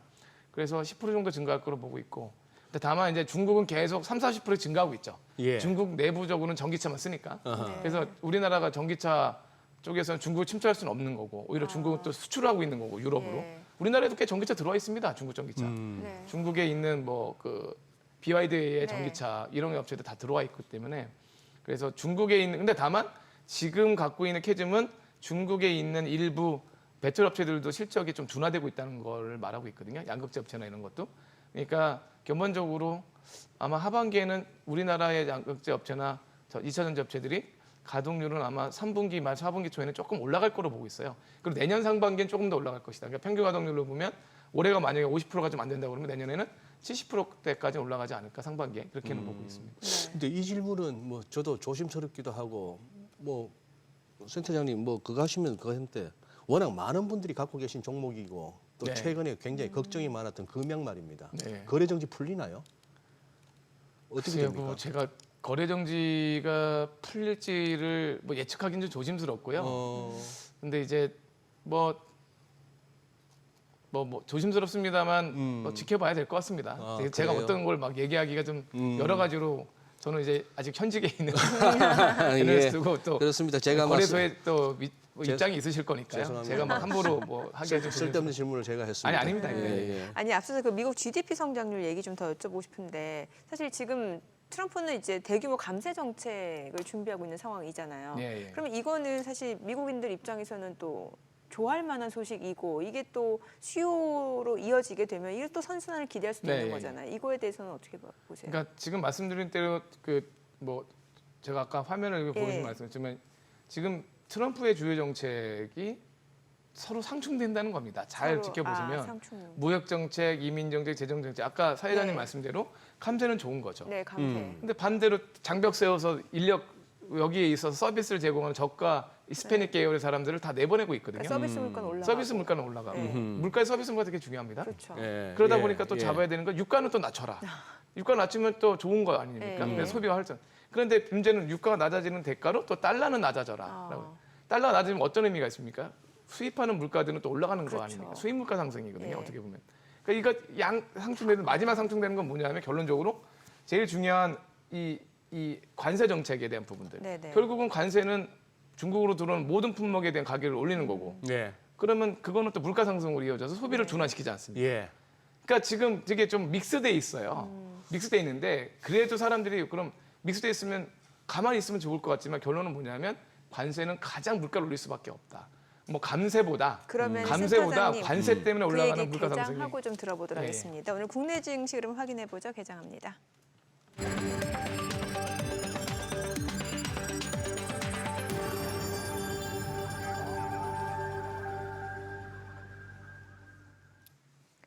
네, 5월 16일 금요일 증시 개장이 있습니다. 간밤 뉴욕 증시 이제 다우 지수가 좀 다시 반등을 보여주는 모습이었고 지금 뭐 트럼프 대통령은 중동 순방 중인 상황에서 사우디아라비아 그리고 뭐 카타르, 아랍에미리트 계속해서 대규모 투자 유치를 이뤄내고 있습니다. 이 가운데 증시 자체는 다소 좀 조용한 분위기고 일단 여러 부분 뭐 경제 지표 PPI가 나왔는데 이 PPI에 대해서도 해석이 좀 엇갈리는 것 같습니다. 물가 인플레이션 압력은 좀 낮아졌지만 오히려 또 경기 둔화 우려가 커졌다는 해석도 나올 수 있으니까요. 일단 오늘 양시장은 상승 출발, 혼조 출발이네요. 코스피가 0.3% 상승 출발입니다. 2,629, 코스닥은 보합권으로 733이죠. 시가총액 상위 종목 시초가 보겠습니다. 삼성전자가 지금 보합권으로 57,400원, SK하이닉스는 2% 상승합니다. 20만 5천 원이고요. 삼성 바이오로직스가 0.2% 소폭 올라가면서 주가는 다시 한번 100만 원 회복이 됐습니다. LG 에너지솔루션은 2.9% 떨어집니다. 29만 8천 원이고 현대차가 강보합권이고요. 기아도 소폭 오름세입니다. 9만 1,500원. 그리고 한화 에어로스페이스가 1% 상승 보여줍니다. 지금 현재 83만 1천 원이고요. 사흘 연속 상승세입니다. 삼성전자 우선주 보합권이고 HD현대 중공업 1% 올라갑니다. 42만 1,000원이고요. KB금융은 떨어집니다. 주가는 92,800원이죠. 코스닥 시가총액 상위 종목 시초가도 보도록 하겠습니다. 알테오젠이 오늘 0.4% 반등 보여줍니다. 주가는 33만 3,000원이고 에코프로비엠 강보합권이고 HLB가 0.3% 하락합니다. 56,600원, 에코프로 보합권으로 45,600원. 레인보우 로보틱스입니다. 오늘 0.3%가 하락합니다. 30만 원에 거래되고 있어요. 이 거래 연속 하락 흐름 이어지고 있고요. 휴젤 0.8% 떨어집니다. 좀 34만 8천 원 흐름 이어지고 있습니다. 나흘 만에 소폭 내림세, 지금 약보합권 빠르게 낙폭 축소합니다. 다시 강보합으로 전환이 됐습니다. 나흘 연속 상승세 이어지고 있고요. 파마리서치 0.98% 올라갑니다. 41만 4천 원. 팩트로는 1% 떨어지고요. 리가캠바이오가 1% 리가캠바이오가 1% 상승하네요. 10만 3,500원. 이 가운데 클래시스가 좀 많이 떨어집니다. 클래시스가 지금 11%에서 지금 정적 발동에 걸린 상태인데 일단 사흘 연속 좀 하락 흐름 이어지고 있는 상황입니다. 클래시스 잠시 후에 좀 어떤 이슈가 있는지 좀 체크를 해보도록 하겠고요. 오늘 시장에서 특징을 보여주고 있는 섹터 종목들 좀 체크를 해보도록 하겠습니다. 오늘 보시게 되면은 지금 강관업체, 스틸파이프 업체들이 좀 상승을 보여주고 있습니다만 종목별로 봤을 때는 좀 혼조 흐름이 이어집니다. 넥스틸이 5% 강세입니다. 13,330원. 동양철관, 하이스틸이 4% 이상 올라가고요. SK오션플랜트 1.9% 올라가고 휴스틸도 1.2% 상승합니다. 지금 강관업체들 상승 보여주고 있는 모습이고요.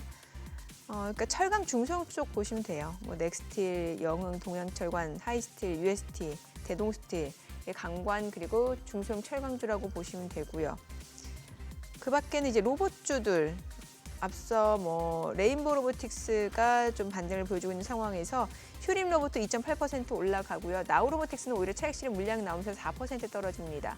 레인보우 로보틱스도 지금 보합권 움직임 이어지고 있고 하이젠 RNM이 4% 강세고요. 클로봇도 1.2% 올라갑니다. 에브리봇이 두 자릿수 상승률을 보여줍니다. 19% 급등하네요. 17,900원 선 움직임 이어지고 있고 아즈넥스텍이 2.8% 올라가고요. RS 오토메이션도 2.8%, 로보스타가 4% 가까이 올라갑니다. 로봇주 내에서도 종목별로 희비가 엇갈려요. 로보티즈가 13% 두 자릿수 상승률을 보여주고 있죠. 전력 설비 쪽도 움직임이 좀 이어집니다. 가온전선이 3.5% 올라가고요. 한국전력, LS일렉트릭 각각 2% 안팎으로 상승세 이어집니다. 그 밖에 G2파워, 일진전기도 상승 흐름 보여줍니다. 수급 상황 체크해 보도록 하겠습니다. 오늘 유가증권 시장에서 개인 투자자 순매수입니다. 지금 205억 원 매수 우위고요. 외국인과 기관은 각각 68억 원, 116억 원 순매도. 코스닥에서 개인 투자자가 188억 원 순매수, 그리고 외국인과 기관은 각각 132억 원, 41억 원 매도 우위 나타내고 있고요. 오늘 외국인은 그래도 선물에서 1,100계약 넘게 순매수 보여주고 있습니다. 환율 체크해 보겠습니다. 달러원 환율입니다. 간밤 달러원 환율, 달러 인덱스는 좀 떨어진 걸로 제가 확인을 했는데 달러원 환율 올라갑니다. 이원 50전 상승한 1,397원에 개장이 됐습니다. 시장 자체는 지금 혼조고 환율 좀 올라가고 있는 상황이네요. 예, 그러네요. 네. 와, 그리고 이 증권사 리포트, 특히 외국계 증권사들의 리포트 효과를 해야 될까? 삼양식품 대단하네요. 삼양식품이요. 그냥 개법으로 해서 그냥 훌훌 날아가 버리네. 와, 대단합니다. 그리고 최근에 증권주는 어때요? 최근에 증권주 좀 좋았었지 않습니까? 증권주요? 네. 제가 증권주를 그렇게 좋아하진 않아서 관심 있게 안 봤는데 보면 우리 정민의 오늘 좀 하나투자증권 2% 올라가고 혼조예요. 혼조라고 보시면 될 것 같아요. 네. 그러네. 전반적으로 상승세죠. 전반적으로 상승세죠. 네. 상상이증권 우리 교보증권 센터장님 올라가고. 출연하셨길래 한번 봤더니만 개장초 6.75까지 갔다가 지금 1.2%네. 약간 윗꼬리는 달립니다만 얘도 지금 400원 근처에서 510원 왔네. 야, 그러면은 4, 5, 20? 아니다. 4 그러니까. 예. 아니 우리 정민 앵커는 잘 안 들여다보는 게 뭐 저 은행주, 정권주 네. 이런 쪽은 거의 안 들여다보더라고요. 네. 한 번씩 그 안부 물으면 막 짜증내고 이러는데 짜증낸 건 아니고 이제 네, 짜증낸 건 최근 아니고. 들어 괜찮았지 않습니까? 네. 정권 쪽에. 네, 그렇죠. 모멘텀이 있었나요? 일단 기본적으로 거래량 1분기, 2분기 특히 그 대체거래소가 생기면서 네. 대체거래소 넥스트레이드라고 네. 대체거래소가 생각보다 빨리 안착을 했어요. 그러게요. 아침 8시부터 저녁 8시까지 네. 개념하는. 그러다 보니까 그 수수료 수익도 조금 증가한다고 보고 있고 그래서 저는 개인적으로 가장 중요한 거는 지금보다 증권주를 조금 더 좋게 보거든요. 저는. 아, 아, 그래요? 그래요? 근데 그 이유는 네. 아까 말했던 하반기의 증시에 대한 기대감이 좀 반영될 거라고 보고 있어요. 하반기 증시에 대한 네, 기대감. 그러니까 지금 상반기에 우리나라 증시가 좀 눌려 있었다고 보고 있고 물론 뭐 2월 달보다 올라갔지만 생각보다는 그렇게 뭐 이렇게 화랑이라고 보진 않았거든요. 근데 앞서 말씀드렸던 관세 정책에 대한 불확실성이 해소될 가능성이 커졌고 네. 어떤 형태든 그리고 그것이 합리적으로 중국과 합의될 가능성이 좀 있다고 보고 있고요. 아, 뭐 왜냐하면 트럼프 일기 때는 미국 워싱턴에서 협상했다면 지금 제네바에서 협상했지 않습니까? 예. 그거부터가 이미 제가 보기에는 트럼프가 원하는 대로 관세는 낮춰줄 거로 보고 있어요. 그렇기 때문에 오히려 그 가능성이 높아지고 있다는 것은 이미 촉으로 느끼는 거죠. 투자자들은 아예 어떤 리포트 나오기 전에 촉으로 느끼고 네. 있고 넥스트레이드 그다음에 하반기 증시 거래량을 봤을 때 주가는 또 하나도 안 올랐으니까 네. 그래서 지금 그 금융주 중에서도 증권주가 조금 더 증권주. 강세 가능성이 있다. 그리고 그걸 대체할 만한 또 테마주가 없다고 보고 있거든요. 그래서 단기적으로 5월, 6월에 굳이 뭐 이렇게 크게 부각되거나 실적이 나올 수 있는 아니면 테마가 될 수 있는 산업은 없습니다. 네. 그러다 보니까 그런 것도 영향을 주지 않았나 이렇게 보고 있습니다. 앞서 저희 하던 얘기 있잖아요. 트럼프 정책 자체가 굉장히 상충되는 것들이 많다는 네. 얘기. 그 얘기 조금 더 들어볼게요. 그러니까 뭐 말씀하신 대로 제가 편하게 말씀드리면 감세라는 정책은 매우 좋지만 네. 그걸로 인해서 기업의 투자가 활성화되겠죠. 개인 소득세도 낮아지니까 좋겠지만 제일 문제가 있는 거는 물가를 올린다는 이 관세, 텍스에 네. 대한 문제는 또 다른 문제예요. 그렇죠. 그거는 뭐 PPI가 많이 빠지긴 했지만 중장기적으로는 기업에도 물가 상승이고 소비자에도 물가 상승이기 때문에 이건 엄청난 부담이거든요. 그러니까 이게 가장 크니까 관세 정책으로 인한 효과가 워낙 크니 나머지 감세 정책이라든가 뭐 유가를 낮추겠다는 이런 전략 이런 것들이 빛을 발하고 있지는 않는 거죠. 그러니까 그 결론적으로는 이 트럼프의 어떤 보기에는 가장 보기에 믹스돼 있고 상충돼서 혼조가 돼야 되지만 결론적으로는 관세라는 것이 가장 큰 정책이기 때문에 그거를 뭐 해소하기 전까지는 뭐 트럼프의 정책이 좋다고 얘기할 수 있는 상황은 절대 아니다 이렇게 보고 있습니다. 지금 오늘 우리 저기 에이펙 통상장관 회의가 제주도 어제부터 열렸다고 하는데 어떻게 여기 보니 미국 무역대표부 그 제이미슨 그리어 대표도 이렇게 참석을 했고 오늘 우리 산업부 장관 안덕근 장관 지난번에 저 최상목 당시 그 부총리하고 건너가서 미국 가서 협상하셨죠. 예. 하셨던 그 산업부 장관이신데 예, 지금 여기서 어떤 뭔가 의미 있는 합의가 이끌어낼 수 있을까요? 합의를? 이끌어내지 못할 겁니다. 저는 단언해서 좀 죄송한데 안에서 왜냐하면 그 미국의 행정부의 입장은 지금은 1인 체계이기 때문에 트럼프나 아니면 베센트 정도 급이 아하. 뭔가 얘기하지 않고 협상이 결론된다는 건 말이 안 되는 소리고요. 그냥 물밑 협상에서 마이크로한 얘기들 중요하지 않은 이슈는 합의할 것 같습니다. 근데 결국 주한미군 부담이라든가 우리가 갖고 있는 전반적인 관세에 대한 큰 네. 불지는 결국은 우리나라 대통령이 결정되고 그리고 나서 뭔가 좀 더 우리도 입장이 명확히 나올 거고 6월 3일 이후로 미국도 그때쯤에 지켜보다가 새로운 대통령에 대한 생각을 하면서 우리도 안을 줘도 마지막 6월에 최종적으로 결정될 것이다. 그리고 저희도 그렇게 급하게 결정 안 할 겁니다. 그렇겠죠. 지금 어떤 정부가 결정되지 글쎄. 않았기 때문에 어떤 걸 결정할 수 있는 권한도 시간도 없습니다. 그래서 그게 그러네요. 맞다고 보고 그게 합리적이고요. 그래서 뭐 지금 제주에서 있는 포럼은 그래도 협상하기 위해서 서로 눈인사라도 하고 예. 친해져야지 뭐 처음 만나서 마자마자 중요한 하다못해 아파트 계약도 몇 번 만나지 않습니까? 맞아요. 국가의 어떤 정책을 하는 거는 당연히 자주 만나야 됩니다. 네. 그렇습니다. 만나고 얘기하고 상대방 얘기는 경청해야죠. 예, 그렇게 보고 있습니다. 그렇다면 센터장님도 어제 있었던 그 해프닝 로이터 보도 환율 네, 예, 예. 5월 5일 날 뭐 밀라노에서 뭐 이런 한미 간의 협의가 있었는데 네, 예. 그랬더니만 블룸버그가 그 사람들은 뭐 그런 협의를 할 급이 아닌데 이런 류의 어떤 기사였지 않습니까? 예. 그러면 뭐 제2의 그거 갖고 이제 또 부풀리기 시작하면 또 제2의 플라자 합의가 뭐 한국 대만 쪽으로 오네. 이런 논의는 어떻게 보세요? 아니, 이슈를 만들어 놓은 거고요. 지금 이제 실무진에서 얘기할 수 있었던 여러 안 중에 원 오브 댐이죠. 원 오브 그러니까 그 댐. 우리가 생각했던 건데 그거에 대해서 그러니까 합의한 게 아니라 이런 가능성들이 논란이 될 수 있다. 그리고 서로 커뮤니케이션 할 수 있거나 얘기할 수 있었다고 보고 있고 그러네요. 그거를 발췌하거나 들었던 일부 사람들이 그거를 이야기하면 또 그렇게 또 오해할 수도 있지 않습니까? 어허. 합의한 것처럼. 그러니까 저는 합의하진 않았다고 보고 있고 그것을 전해지는 과정 그리고 그것을 얘기해서 들었던 과정에 뭐 한 A, B, C 세 사람의 어떤 오해 그로 인해서 언론에 대한 기사 이런 게 좀 중첩됐다고 보고 있습니다. 그러면 기본적으로 환율 방향성은 어떻게 보세요? 뭐 하우스뷰라도 좋습니다. 저희 다 발간했습니다. 저희 상상주니까 홈페이지도 있고 예. FM 가이드 하시면 저희 하반기 증시 전망 따로 있고 하반기 환율 전망 따로 했는데 결론적으로 원달러 환율 평균 환율은 올해 하반기에 예. 저는 1,390원에서 1,380원까지 좀 하락한다고 보고 있어요. 평균으로. 네, 그러니까 워낙 강세라는 얘기겠죠 상대적으로. 근데 다만 그런 건 있습니다. 이제 아직 그 미국의 금리 인하에 대한 한 번이냐 두 번이냐에 대한 이슈. 네. 근데 한국의 금리 인하에 대한 이슈가 남아 있다 보니까 예. 좀 조심스럽지만 전반적인 수출입 통계, 그다음 우리 갖고 있는 GDP 성장률을 참고해서는 다시 우리나라 환율이 1,400 이상을 가지는 않을 가능성이 높다. 1,380원, 70원 선에서 유지될 가능성이 높다라고 보고 있고. 뭐 간헐적으로 1,400원대 재진입은 할 수 있어도 예, 거기 뭐 고착화되는 환율은 그건 아니다 아닐 거라고. 보신다. 예, 왜냐면 달러 약세의 어떤 이유가 더 큽니다.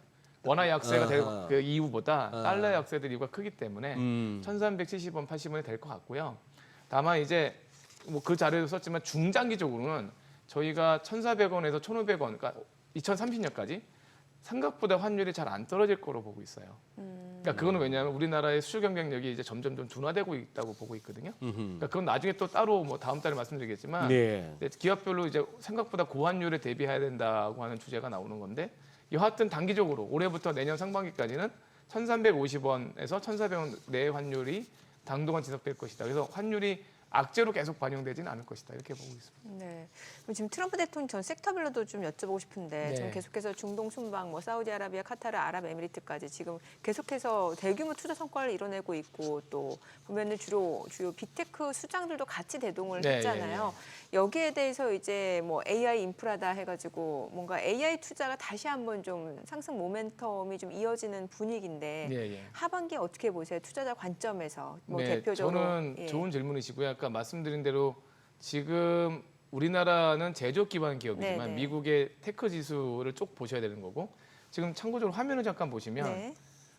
그림 5번을 보시면 이게 뭐냐면 미국의 데이터 센터 관련 자본 지출, 투자 금액이라 보시면 됩니다. 네. 단위는 10억 달러입니다. 그러니까 예. 투자자들 편의를 위해서 10억 달러는 조 원 정도 되겠죠. 1조 원 정도. 그러니까 미국이 23년도만 해도 한 120조 정도 투자를 했다면 그죠? 환율 계산해서 네. 지금 25, 26년은 3, 4배 정도 투자하죠. 400조 이상 투자합니다. 우리나라 1년 예산이 680조입니다. 참고적으로 우리나라 1년 예산이 680조. 그러니까 우리나라의 먹거리 680조인데 그냥 데이터 센터를 위해서 미국은 데이터 센터만 우리나라의 이렇게. 거의 3분의 2 정도를 투자하고 있는 거고 그래서 나오는 것들이 그림 6번을 보시면 올해 나오는 AI 모델들. 그러니까 최근에는 이제 그냥 생성형 AI에서 어떻게 보면 추론 기능이 강화된 새로운 모델들이 나오고 있는데 그래서 여기 보시면 지금 화면 좀 글씨가 작아서 죄송합니다. 그 오픈 AI GPT 4.5 그다음에 네. 올해 하반기에 5.0 이렇게 계속 진화 발전하고요. 밑에 잠깐 보시면 우리가 잘 알고 있는 자 여기 보시면 메타라고 하는 기업들의 워마 그다음에 그러니까 릴마 그다음에 파이브 이렇게 뭐 제미나이도 제미나는 여기 보시는 것처럼 구글이고요. 예. 마이크로소프트의 파이5까지 계속 순차적으로 계속해서 계속 생성형이 아니라 기본적으로 갖고 있는 그러니까 멀티모달 추론 기능이 강화되는 거예요. 계속 저도 챗GPT 써보면요. 예전에는 질문을 계속 아주 정교하게 해줬어야 됩니다. 네네. 무슨 뜻인지 아시죠? 그러니까 네. 브로드하게 하면 브로드하게 답을 하거든요. 네. 근데 그래서 계속 해야 되는데 요즘은 좀 이런 말씀 드리는데 좀 질문이 개떡 같아도 찰떡 같은 답이 나올 수도 있어요. 아 진짜로요. 이게 생성형 모달이 계속 발전하고 있는 거거든요. 그러니까 챗GPT도 4.5점 나오면서 지금 한 달에 36,000원 내던 게 좀 올라갈 가능성이 있거든요. 가격은. 네네. 이 지금 오픈AI가 계속 개발하는 이유는 뭘까요? 돈을 더 받겠다는 뜻입니다. 그러네요. 돈을 더 받겠다는 뜻이에요. 근데 그 돈을 5만 원인데 올릴 수 있겠네요. 아주 좋은 나이스하지 않은 질문을 좋게 답하는 정보를 막 갖고 오기 시작하면 네네. 저도 한번 쓰게 되면 안 쓸 수가 없어요. 맞아요. 아주 소장님도 작은 사람 같은 역할을 하거든요. 소장님도 사용하시잖아요. 저희 네. 방송 중에 저한테 자랑하셨잖아요. 그러니까 혹시 챗GPT 한번 물어봐 주세요 이러다가 폰 바꾼 김에 이제 깔고 보는데 생각보다 똑똑해요. 아니 똑똑한 게 아니라 하여튼 매우 위대해지고 있다고 보고 있습니다. 네. 어떻게 보면 좀 두렵기도 하고요. 두렵기도 하고. 예, 어떻게 보면 두렵기도 하고요. 그러니까 그게 이제 투자자 관점에서 보면은 이런 빅테크를 투자하지 않을 이유가 없는 거네요. 그렇죠. 근데 다만 이제 그동안 상반기에 상대적으로 빅테크가 조금 눌렸던 이유는 네네. 딥스크 때문에 그래요. 딥시크. 그러니까 저는 지금도 아까 말씀드렸던 건 미국에 있는 일반적인 테마 기업들, IT 기업들에 대한 투자를 계속 갖고 가야 됩니다. 왜냐하면 네. 기술의 끝을 우리가 알 수가 없으니까. 아. 다만 중국도 많이 올라왔다는 거죠. 잠깐 화면 보시면 예. 시간 관계상 짧게 말씀드리면 네. 그림 7번을 보시면 작년 2024년 1월에 지금 스탠퍼드의 연구소에서 추정해 보면 미국과 중국의 AI 성능 비교를 점수로 따져봤어요. 네. 작년 1월에는 미국이 1200점, 중국이 1100점이니까 약 100점 차이가 났다면 네. 지금 2월은 보니까 20점 차이 납니다. 20점. 오, 그러네요. 갭이 많이 축소되네요. 예, 이거는 중국이 발표한 게 아니라 미국의 스탠퍼드 연구소에서 한 겁니다. 그러니까 객관적으로 중국이 올라왔던 걸 인용할 수밖에 없고 또 네. 중요한 건 그러니까 상위 AI 관련 논문 인용이 되는 게 제일 네, 중요하잖아요. 네. 미국은 계속 줄고 있어요. 그죠? 이렇게 줄고 있고 그래서 지금 70개에서 50개가 줄었고 중국은 안 주고 조금씩 늘고 있죠. 아하. 여기서 대한민국이 있긴 있더라고요. 제가 우리나라 때문에 찾아보면 그것도 늘어났습니다. 대한민국 예. 한 5건 정도, 6건 정도 늘어났죠. 그러니까 이제 아주 뭐 우리가 그래도 우리는 LG 그룹도 뭐 AI 발표하고 했지 않습니까? 네. 그러니까 좀 더 잘할 겁니다. 우리나라 잘할 수 있는 DNA 있는 나라고요. 다만 그럼요. 예. 지금 이제 이 아까 다시 주식 투자 측면에서 보면 결국 하반기에 챗GPT 4.5가 나옵니다. 네. 10월달에 네. 5.0이 나오죠. 그것이 딥스크보다 뭔가 변화를 많이 주게 되면 주가는 그쪽으로 더 쏠릴 겁니다만 네. 일단은 좀 지켜봐야 되겠습니다만 중요한 거는 계속 이 격차를 줄이고 있는 중국도 주식을 사셔야 되고 근데 기술은 계속 무상행하니 미국 기업은 계속 갖고 있어야 되고. 어드밴스된 제품이 나오니 그것도 실적인 영향이 긍정적이니까 그렇게 동반 성장할 거라고 보고 있습니다. 근데 돈이 없습니다. 여기도 사고 저기도 사야 되는데 돈이 없습니다. 그걸 잘 쪼개시라는 얘기입니다. 예. 네. 네, 오늘 내용 잘 들었습니다. 고맙습니다. 고맙습니다. 고맙습니다. 네, 오늘 들으신 내용과 관련해서 더 다양한 정보 원하시는 분들은 카카오톡 채널에서 머니랩 검색하셔서 친구 추가하시면 됩니다. 그리고 머니쇼가 없는 토요일엔 매주 11시 유튜브에서 머니랩 검색하셔서 보시면 다양한 뉴욕 증시 리뷰까지도 확인해 보실 수 있습니다.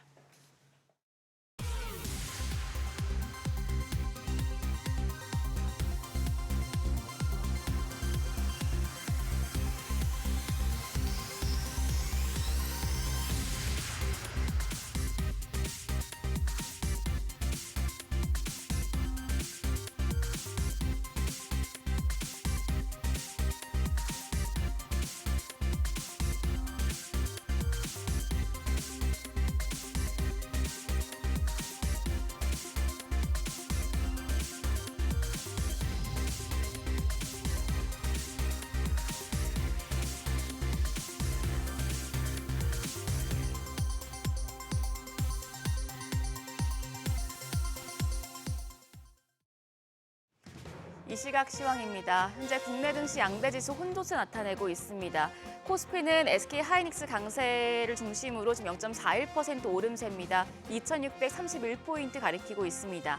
반면 코스닥 오늘도 제약바이오 쪽이 부진한 모습 보이면서 0.65% 추가적인 조정받고 있습니다. 728포인트에서 움직임 보여줍니다.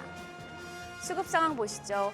유가증권 시장 오늘 메이저 수급 주체에 쌍끌이 매수세가 유입되고 있습니다. 외국인은 오늘도 400억 원 가까운 사자 포지션 취하고 있고요. 기관 역시 118억 원 매수 우위 기록하고 있습니다.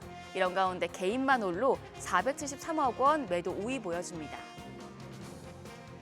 코스닥 시장은 외국인과 기관 모두 팔고 있습니다. 외국인이 372억 원의 매도 우위, 기관 역시도 122억 원 팔자 포지션 취하고 있고요. 이쪽에서는 개인만 홀로 498억 원 순매수 기록 중입니다. 등락률 상하위 업종 보시죠. 오늘은 우주항공과 국방, 전기 유틸리티, 기계 업종이 상승률 상위권에 위치해 있습니다. 반면 전기 제품과 건강관리 업체와 서비스 쪽, 출판 업종은 하락폭이 큰 것으로 집계됩니다. 그럼 시장을 주도하는 테마 종목별 시세 체크하시죠. 오늘 알래스카 프로젝트 관련해서 관광 업체들이 상승합니다. 알래스카 관련주들은 알래스카주 정부가 다음 달 3일에서 5일 앵커리지에서 열리는 에너지 컨퍼런스에 한국 정부 측을 초청했다는 소식에 주목받고 있습니다. 관련주 내에서는 넥스틸이 4.18% 오름세로 13,210원, 하이스틸이 2.53% 강세로 거래가 4,050원 기록하고 있고요. 동양철관도 3.45% 오름세입니다. 1,379원 나타내고 있습니다. 그밖에 율촌이 2.39%, UST가 2.2% 오름세 보여줍니다. 로봇주가 반등합니다. 로봇주 어제 조정을 받았었는데 오늘 바로 반등하는 모습 보여주고 있습니다. 지난 13일 도널드 트럼프 미국 대통령의 중동 순방에 동행한 일론 머스크 테슬라 최고 경영자가 무함마드 빌 살만 사우디아라비아 왕세자에게 옵티머스를 선보였었는데요. 글로벌 테크 기업들이 휴머노이드 로봇 시장에 큰 관심을 보이면서 로봇주의 투심을 자극한 바 있습니다. 오늘 로봇주 내에서는 에브리봇이 21.9% 급등하면서 거래가 18,260원 기록하고 있고요. 아진에스텍이 2.58% 강세로 7,550원, 하이젠 R&M이 2.7% 오름세로 거래가는 37,750원입니다. 그밖에 원익홀딩스가 5.16% 강세, 로보스타도 2% 가까이 상승하고 있습니다. 전력설비 관련주 역시도 상승합니다. 벨기에 의회가 22년 만에 탈원전 정책을 공식 폐기하고 원자력 발전소 건설을 허용하는 법안을 압도적으로 통과시키면서 유럽 전체의 탈원전 정책 변화 조짐이 나타나고 있습니다. 이런 가운데 비츠로시스는 3년 만에 흑자 전환에 성공하면서 오늘장 초반부터 상한가 경신했고요. 그밖에 가온전선이 3.24% 오름세로 거래가는 67,000원 기록하고 있습니다. G2파워가 2%대 오름세로 8,100원, 두산에너빌리티가 3.13% 강세로 거래가 32,950원 나타내고 있고요. 한국전력까지도 2.26% 오름세입니다. 27,150원으로 거래가 집계되고 있습니다. 마지막으로 증권주도 부각됩니다. 정책 수혜 기대감이 커지고 있는데요. 은행과 증권주는 대표적인 PBR 종목인데 윤석열 정부의 밸류 프로그램에 이어서 유력 대선 후보들 모두 자본시장 활성화를 추진하겠다고 밝히면서 증권주가 오늘장에서 주목받고 있습니다. 특히 한양증권은 1분기 영업이익이 294억 원으로 전년 대비 50% 증가한 호실적을 발표하자 오늘장에서 5%대 강세 보여주고 있습니다. 거래가 14,710원이고요. 그밖에 교보증권이 4.13%, 한화투자증권 5.26% 강세 보여줍니다. 그밖에 부국증권이 1.69%, 상상인증권도 1% 넘는 오름세 기록 중입니다. 지금 미국 금리 인하에 대한 기대감 속에 코스피 소폭 상승하고 있는데요. 단기 조정 이후에 오늘 바로 반등해낼 수 있을지 지켜보셔야겠습니다. 지금까지 시장 상황 전해드렸습니다.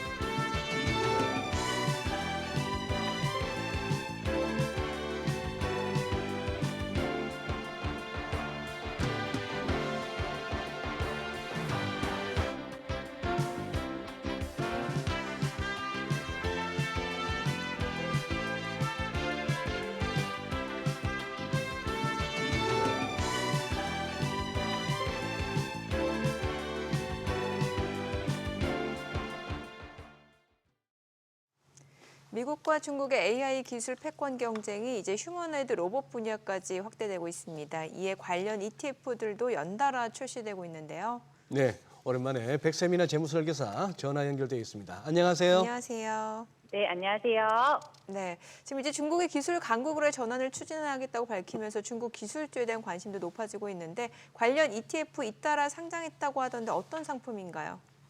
네, 중국 인공지능 스타트업 딥시크 이후 중국 테크주에 대한 주목도가 올라가면서 국내 자산운용사들도 중국 기술주 관련 상품을 대거 출시하고 있는 모습인데요.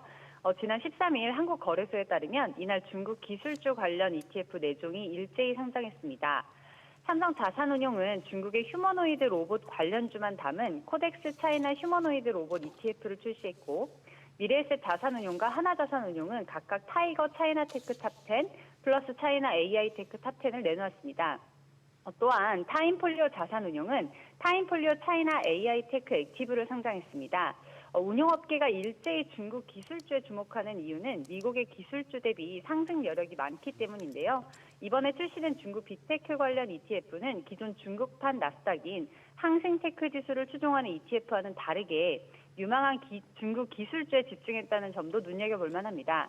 한 자산운용사 관계자는 중국 정부의 전폭적인 지원 아래 중국 빅테크 산업들이 미국의 매그니피센트 세븐과 마찬가지로 폭발적인 성장세를 나타낼 것이라고 판단한다고 전했습니다. 네. 뭐 최근에 뭐 이제 테슬라 그 휴머노이드 로봇 옵티머스 막 춤도 추고 하던데 춤출 만큼 이 수익률도 괜찮은 거죠, 이쪽 관련 ETF. 네, 그렇습니다. 한 달 전 나란히 출격한 휴머노이드 로봇 ETF 3종이 높은 수익률을 기록하고 있는데요. 15일 FN가이드에 따르면 12일 마감 기준 KB 자산운용의 라이즈 미국 휴머노이드 로봇 ETF가 최근 약 한 달간 10.24% 상승했고 같은 기간 한화자산운용의 플러스 글로벌 휴머노이드 로봇 액티브 ETF는 8.93%, 삼성자산운용의 코덱스 미국 휴머노이드 로봇 ETF 수익률은 8.51%를 기록했습니다. 세 상품 모두 휴머노이드 로봇이라는 동일 테마를 기반으로 하지만 투자 전략과 포트폴리오 구성에서는 뚜렷한 차이를 보이고 있는데요. 삼성운용의 코덱스 미국 휴머노이드 로봇은 테슬라, 엔비디아, 아마존 등 미국 시가총액 상위 종목 중심으로 구성된 빅테크 중심 패시브 전략을 택했고 하나운용의 플러스 글로벌 휴머노이드 로봇 액티브는 글로벌 부품 공급망 기업을 폭넓게 담은 액티브 상품입니다. 또한 KB운용의 라이즈 미국 휴머노이드 로봇 ETF는 미국 상장 종목만을 대상으로 소프트웨어, 하드웨어, 응용기술 세 축에 걸쳐 고르게 종목을 편입하는 전략을 택했습니다. 이처럼 신성장 산업에 대한 기대와 관심으로 한 달 새 세계의 휴머노이드 ETF 상품에 총 522억 7,800만 원의 자금이 유입되었습니다. 네, 뭐 우리 기업들 조금 뒤처지고 있긴 합니다만 그래도 지금 휴머노이드 로봇 기술에 우리 기업들도 총력을 기울이고 있다면서요. 네, 그렇습니다. 한국의 네이버, 삼성전자, 현대자동차 등이 기술 개발에 적극 나서며 추격에 나서고 있는데요. 네이버는 최근 모건스탠리가 선정한 휴머노이드 100대 기업의 국내 소프트웨어 업체로는 유일하게 이름을 올렸습니다. 완전한 휴머노이드 로봇을 개발하는 인테그레이터 부문에 선정되어 주목을 받고 있는데요. 이는 네이버가 다양한 형태의 로봇 개발뿐만 아니라 거대 언어 모델, 클라우드, 디지털 트윈, 로봇 운영체제 등 휴머노이드 로봇 개발에 필요한 다양한 원천 기술을 동시에 보유하고 있기 때문인 것으로 분석됩니다. 삼성전자와 LG전자는 로봇 전문 기업을 인수하거나 경영권을 확보하는 방식으로 휴머노이드 로봇 시장 진출을 준비하고 있고 현대차 그룹은 그룹 계열사 보스턴 다이내믹스의 휴머노이드 아틀라스를 중심으로 상용화를 준비하고 있으며 2030년까지 사업 포트폴리오에서 첨단 로봇의 비중을 20%까지 끌어올리는 것이 목표라고 밝혔습니다. 네, 오늘 내용 잘 들었습니다. 고맙습니다. 네, 감사합니다. 6월 초 대선을 앞두고 집값이 또다시 들썩이는 가운데 부동산 시장에서 이제 강남 불패는 옛말이 됐다고 합니다. 요즘은 한강 불패라는 말이 등장했다고 하는데 최근 부동산 시장 동향과 함께 어떤 내용인지 짚어보겠습니다. 네, 금요일 늘 함께해 주시죠. 도시와 경제 송소연 대표 모셨습니다. 어서 오세요. 네, 안녕하세요. 네, 우선 집값 최근 집값 흐름부터 한번 짚어주시죠. 뭐 서울의 민간 아파트 평당 분양가가 네. 4,550만 원, 1년 전에 비하면 17%나 올랐다. 네. 감이 잘 안 잡히네요. 와. 네. 지금 뭐 분양 가격들이 올랐다라는 거는 네. 우리가 집값 동향을 예측을 해볼 수 있는 게 보통 분양가를 산정을 할 때 주변 시세보다 너무 과하게 분양을 하면은 분양성이 좀 떨어지거든요. 네. 그러면은 이 서울의 민간 아파트 분양 가격이 평당 4,550만 원이라고 한다라는 거는 결국은 그 서울의 집값들이 상당 부분 올랐고 그리고 분양하는 사업장들을 보면은 일반적으로 사업이 좀 잘 진행될 수 있는 곳들, 그러니까 최근 들어서는 뭐 강남권에 뭐 분양들이 작년에 좀 있었고 해서 분양 가격을 일정 부분 끌어올린 경향들이 있다라고 해석을 해볼 수 있는데요. 지금 말씀하신 것처럼 평당 분양가는 4,541만 원, 1년 새 17% 정도가 상승을 했는데 다른 지역들 보면은 뭐 5대 광역시를 보면은 지금 오히려 마이너스잖아요. 그러니까요. 예. 시세가 떨어지면은 분양 가격이 좀 떨어지겠는데 서울은 전국이나 수도권 대비했을 때 가격들이 뭐 지역적으로 안정세 있고 특별한 지역들 같은 경우는 뭐 소위 상급지라고 불리우는 곳들은 시세가 많이 올라가다 보니까 저렇게 분양 가격이 많이 올라가는 현상들이 나타나고 있습니다. 이런 현상들을 또 보면은 공급들이 부족한 데 대비했을 때 주거 선호도가 높은 그 서울 같은 경우는 수요는 계속적으로 누적이 되고 있는 상황이거든요. 그러니까 분양 물량들은 시장에서 나오지가 않고 있고 그 서울 중심으로 수요는 계속 누적이 되다 보니까 공급 부족에 대한 그 수요, 특히 뭐 서울 같은 경우는 2달 연속 분양하는 물량 자체가 지금 나온 것처럼 0세대라는 거니까 뭐 2달 동안 분양은 없고 수요들은 계속적으로 누적이 되어 있고 또 분양 가격이 오르는 추세다 보니까 이렇게 공급과 수요의 뭐 격차 그리고 집값의 동향에 맞춰서 분양 가격들이 특히 서울을 중심으로 해서는 평당 분양 가격이 4,500만 원을 넘어선 수준. 1년 새에 17%라고 하면은 저 수치 자체가 뭐 앞으로 그 내년엔 좀 떨어질 수 있겠냐라는 기대감을 갖는 분들이 많은데 뭐 몇 년 전부터 계속 그런 얘기 많잖아요. 오늘이 분양 가격이 제일 싸다. 그런 것들이 지금 이어져서 아마 내년에도 올라가는데 저 금액들의 수치가 얼마나 또 빠르게 올라갈 거냐라는 것들이 대기하는 수요자들은 좀 불안할 수 있겠죠. 그래서 앞으로 나오는 물량에 대한 그 청약 경쟁률은 굉장히 좀 뜨거울 것으로 보여집니다. 지금 자막에도 나옵니다만 네. 아까 또 표도 보여주셨는데 아까 5대 광역시 및 네. 세종시였지 않습니까? 네. 저 세종시를 빼고 5대 광역시를 보면은 네. 아마 집값이 더 떨어졌을 것 같은데 그렇지 않습니까? 그렇게 충분히 볼 수 있죠. 예. 근데 이게 이제 그 기준으로 본다라면 전년 동비로 보면은 세종시가 최근 들어서 가격들은 상승하고 좀 급등하는 측면들이 있었는데 작년에는 뭐 또 많이 빠지던 지역이었으니까. 뭐 대구하고 세종 같은 경우 최근 1, 2년간의 트렌드로 보면은 예. 소위 그 폭락에 가까운 아하, 수치이기 그러네요. 때문에 월 대비로 했을 때는 세종시가 좀 도움이 될 수 있고 년으로 대비를 했을 때는 저렇게 좀 그 급하게 떨어지는 그런 퍼센트가 나오지 않나 그렇게 봅니다. 그래도 기타 지방에서 5대 광역시 제외하고 예. 기타 지방은 그래도 오른다는 것도 저는 좀 의외입니다. 예. 저는 서울이나 수도권 이외에서는 네. 뭐 집값 올랐다는 소리를 거의 못 들었는데. 네. 근데 저 표 보시면은 네.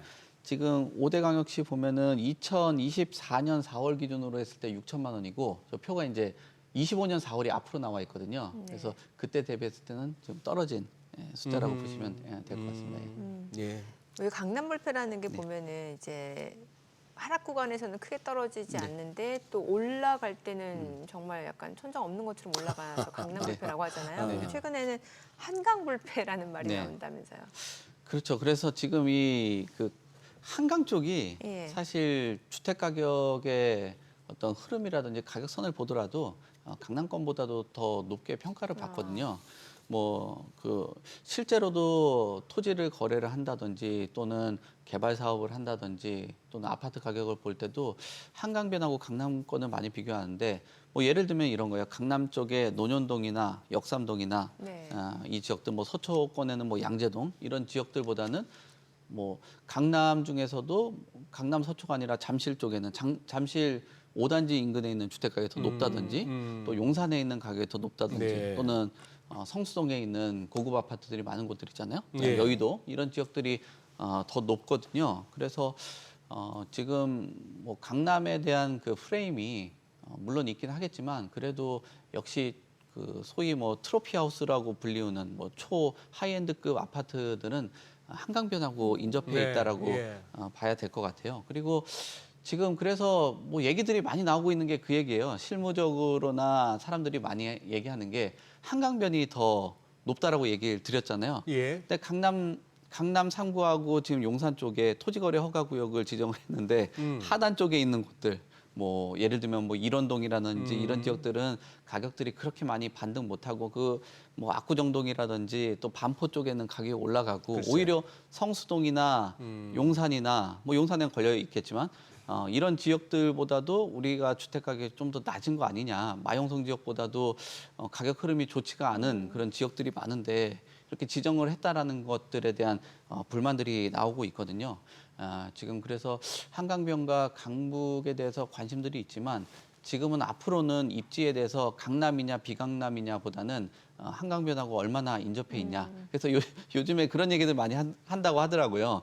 예전에는 너 어디 살아 그러면은 뭐 강남 살아, 강북 살아 얘기하다가 조금 더 지나고 나서는 최근 몇 년 동에는 무슨 동 살아 얘기하다가 최근에는 이제 아파트 사냐, 어디 아파트 사냐고 물어볼 정도로 그 입지가 점점 좁아지고 있는 그런 상황이죠. 그러니까 한강변에 입지한 그런 아파트 쪽에 주택 가격이 더 많은 사람들한테 좀 부각될 정도로. 그래서 아파트 이름에도 뭐 리버라든지 뭐 이런 것들 많이 넣는 것도 그런 향후에 우리가 앞에서 얘기한 그 분양 가격하고도 좀 연관성이 좀 있다라고 볼 수 있을 것 같습니다. 예. 지금 저쪽은 어떻습니까, 송 대표님? 이제 청약 시장에서는 아무래도 30대가 네. 큰 손들 아닌가요? 30대가 큰 손이라기보다 큰 손이보다도 뭐 그쪽에서 청약을 받을 수밖에 없는데 네, 그렇죠. 요즘 왜 아파트 짓는 거 보면 전부 아주 날씬하게 쭉쭉쭉 올라가고 그걸 네. 아까 뭐라 하셨더라? 하이엔드? 뭐 그거보다는 고밀 개발로 예. 그리고 또 이렇게 보면 또 평수는 또 작아 보여요. 네. 이게 대세입니까 요새? 뭐 두 가지 측면이 있을 것 같아요. 30대가 큰 손이라면은 40, 50대보다는 좀 비교적 뭐 자산 여력이 좀 부족한 경우들이 많고 또 건설 입장에서 볼 때는 앞서도 이야기 드린 것처럼 분양 가격이 올라간단 말이에요. 그 공급에 대한 비용들이 올라간 네. 거잖아요. 그럼 가격이 높아지면 수요가 쫓아가지 못하는 거죠. 그러니까 공급자 입장에서는 최대한 면적을 좀 줄여가고 수요자들이 좀 선택을 할 수 있는 그런 면적들로 계속 개발을 하는 거죠. 예. 그래서 지금 30대 어떤 주택 소유되는 그런 면적들을 보더라도 60제곱미터의 이하 그 소형 면적에서 또 시작들을 하시려고 하는 것 같아요. 네. 그리고 또 자연스러운 게 30대가 말씀하신 것처럼 청약을 받는 가장 뭐 주요 고객층이 네, 되는 네. 거고 또 면적도 결혼을 해가면서 신혼 때 면적이 좀 적다가 자녀를 한두 명 좀 출산을 하면서 뭐 84제곱미터나 조금 더 커지면은 뭐 100제곱미터가 좀 넘어가고 또 예. 자녀들이 출가하고 나면은 면적을 좀 줄여가는 그런 자연스러운 현상들인데 최근에 이런 뭐 트렌드 자체는 뭐 분양 가격과 그리고 기존 기성세대들의 뭐 투자 시장으로 좀 진입하지 못하는 그러니까 실수요하고 투자 수요들이 가는데 그런 뭐 투자 수요 뭐 40대 50대 같은 경우 집 한두 채 정도 더 사가지고 운영을 하면서 월세라도 좀 따박따박 받고 싶은데 지금 다주택자들은 집을 사기가 좀 어려운 구조이기 네. 때문에 뭐 집이 없었던 30대 중심으로 청약을 하면서 이런 부분들의 뭐 주머니 사정을 고려한 공급하고 마저 들어가서 좀 이렇게 쏠려가는 거 아닌가 그렇게 봅니다.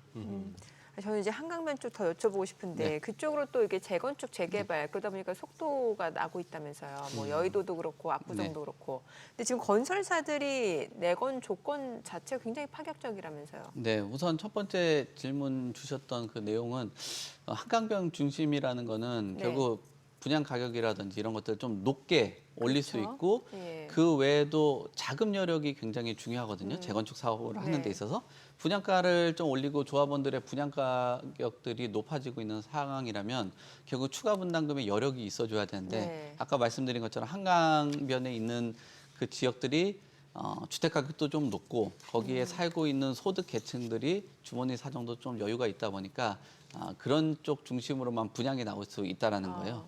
그러니까 그런 지역의 주머니 사정들이 좀 넉넉한 지역들 있잖아요. 네. 뭐 압구정동이라든지 네. 또 여의도에 있는 대교 아파트라든지 뭐 시범 아파트 이런 지역들에 지금 뭐 재건축들이 좀 적극적으로 일어날 수 있는 거죠. 그러니까 건설사 입장에서도 사업 진행하고 나서 공사비 회수를 해야 되는데 서울의 외곽 지역은 좀 불안하단 말이에요. 지금 상황에서는. 그러면은 한강변 주변에 있는 지역들 중심으로 수주를 하고 있다. 근데 이제 수주라는 게 결국은 선택을 받아야 되다 보니까 경쟁들을 하게 되는 거죠. 그럼 경쟁 조건들을 보면은 뭐 금리에 대한 비용들을 최대한 좀 낮춰주려고 네. 하는 것 같아요. 최근 들어서는 대출 금리에 대해서 뭐 현대산업개발 같은 경우는 대출 금리를 낮추겠다라고 이야기를 하고 있는 것으로 보여지고요. 네. 삼성하고 현대 같은 경우는 그래도 1, 2순위에 있다 보니까 비용들적인 부분들도 있겠지만 최대한 고급화 전략 뭐 이런 쪽으로 해서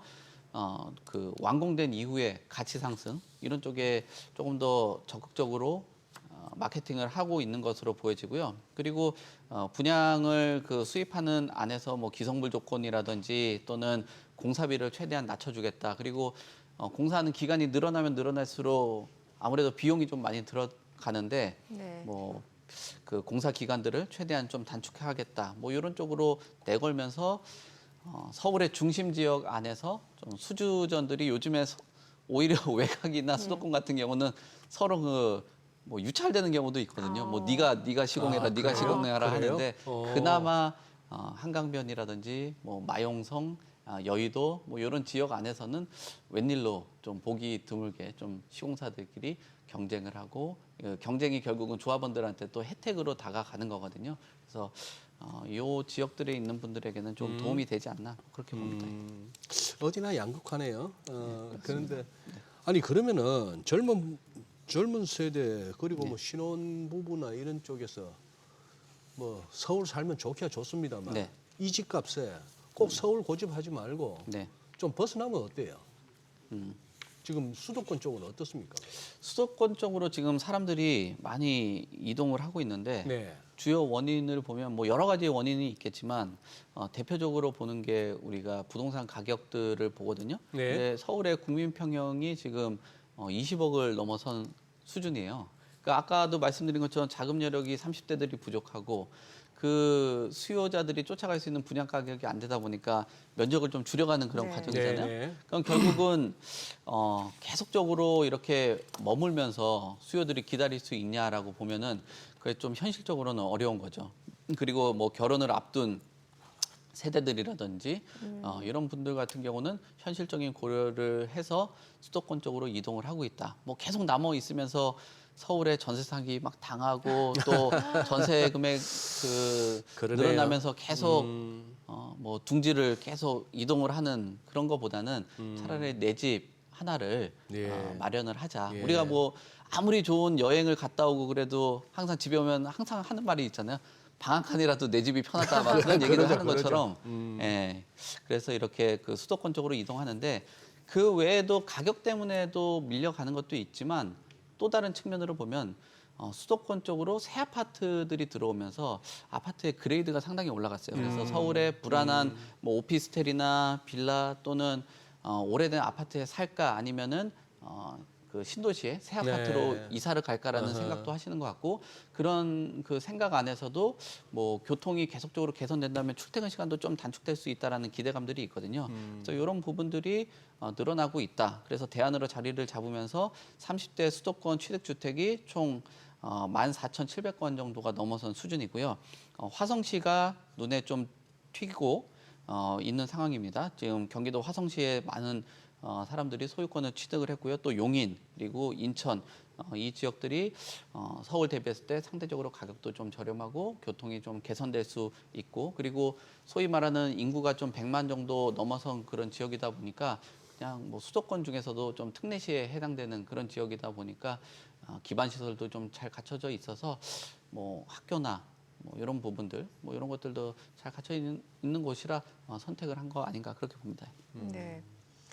서울시가 이번에 그 전국 최초로 자녀를 출산한 무주택 가구의 2년간 거주를 주거비를 지원하는 이른바 자녀 출산 무주택 가구 주거비 지원 사업 시작한다고 하는데 이 네. 내용 좀 알려주세요. 그 말씀하신 그 내용들에서 우리가 생각을 해보듯이 앞에서 두 얘기랑 비슷해요. 네. 그러니까 집값이 올라가서 자꾸 떠나는 거 아니에요? 네. 지금 작년에 서울에서 수도권 전출 인구의 63%가 가족과의 그런 선택들을 하면서 떠나는 사람들이 많거든요. 그만큼 서울에서 인구 유출이 많이 늘어나고 있다라고 볼 수 있을 것 같습니다. 그래서 신청 조건을 보면 올해 1월 1일 이후로 출산한 무주택 가구 중에서 중위소득이 한 180% 이하. 그러니까 계산해 보면은 한 430만 원 정도, 뭐 이 정도 네. 되시는 분들 안에서 자녀들을 좀 출산을 하신 분들은 지원을 해준다라는 건데, 근데 이게 좀 아쉬운 게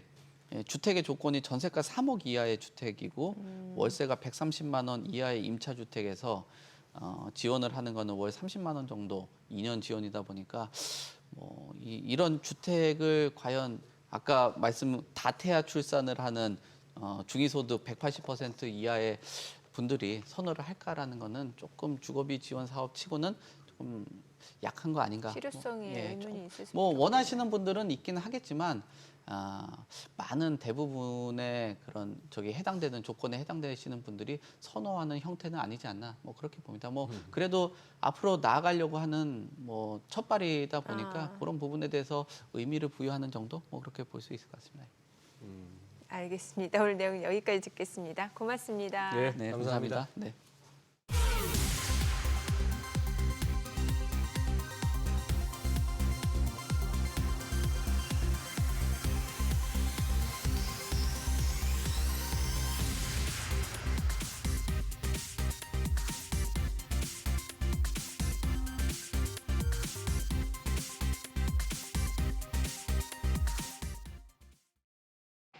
아니 오늘 삼양식품도 그렇고 농심도 그렇고 주가가 날아가네요. 예. 근데 저런 종목은 네. 안 갖고 계시다가 지금 뭐 방송에서나 뭐에서나 얘기가 막 나온지 이렇게 되죠. 저거는 나하고 인연이 없다라고 생각하시는 게 편합니다. 아니, 지금 그렇죠. 지금 들어가는 뭐 거는 절대 이게 매수 추천 이런 게 그거 아니라 아니고 그냥 그냥 하나의, 워낙에 특징주라서 이제 네. 언급을 안 할 수가 없는데 저런 거는 이미 떠난 버스입니다. 네, 저희 방송 중에 전해드린 내용과 관련해서 모든 투자 판단의 책임은 투자자분들께 있다는 점 알려드립니다. 네, 세상의 모든 돈 되는 정보 머니쇼 오늘은 여기서 인사드리겠습니다. 여러분의 모든 경제 SBS 비즈가 함께하겠습니다. 저희는 다음 주 월요일 오전 8시에 찾아뵙겠습니다. 고맙습니다.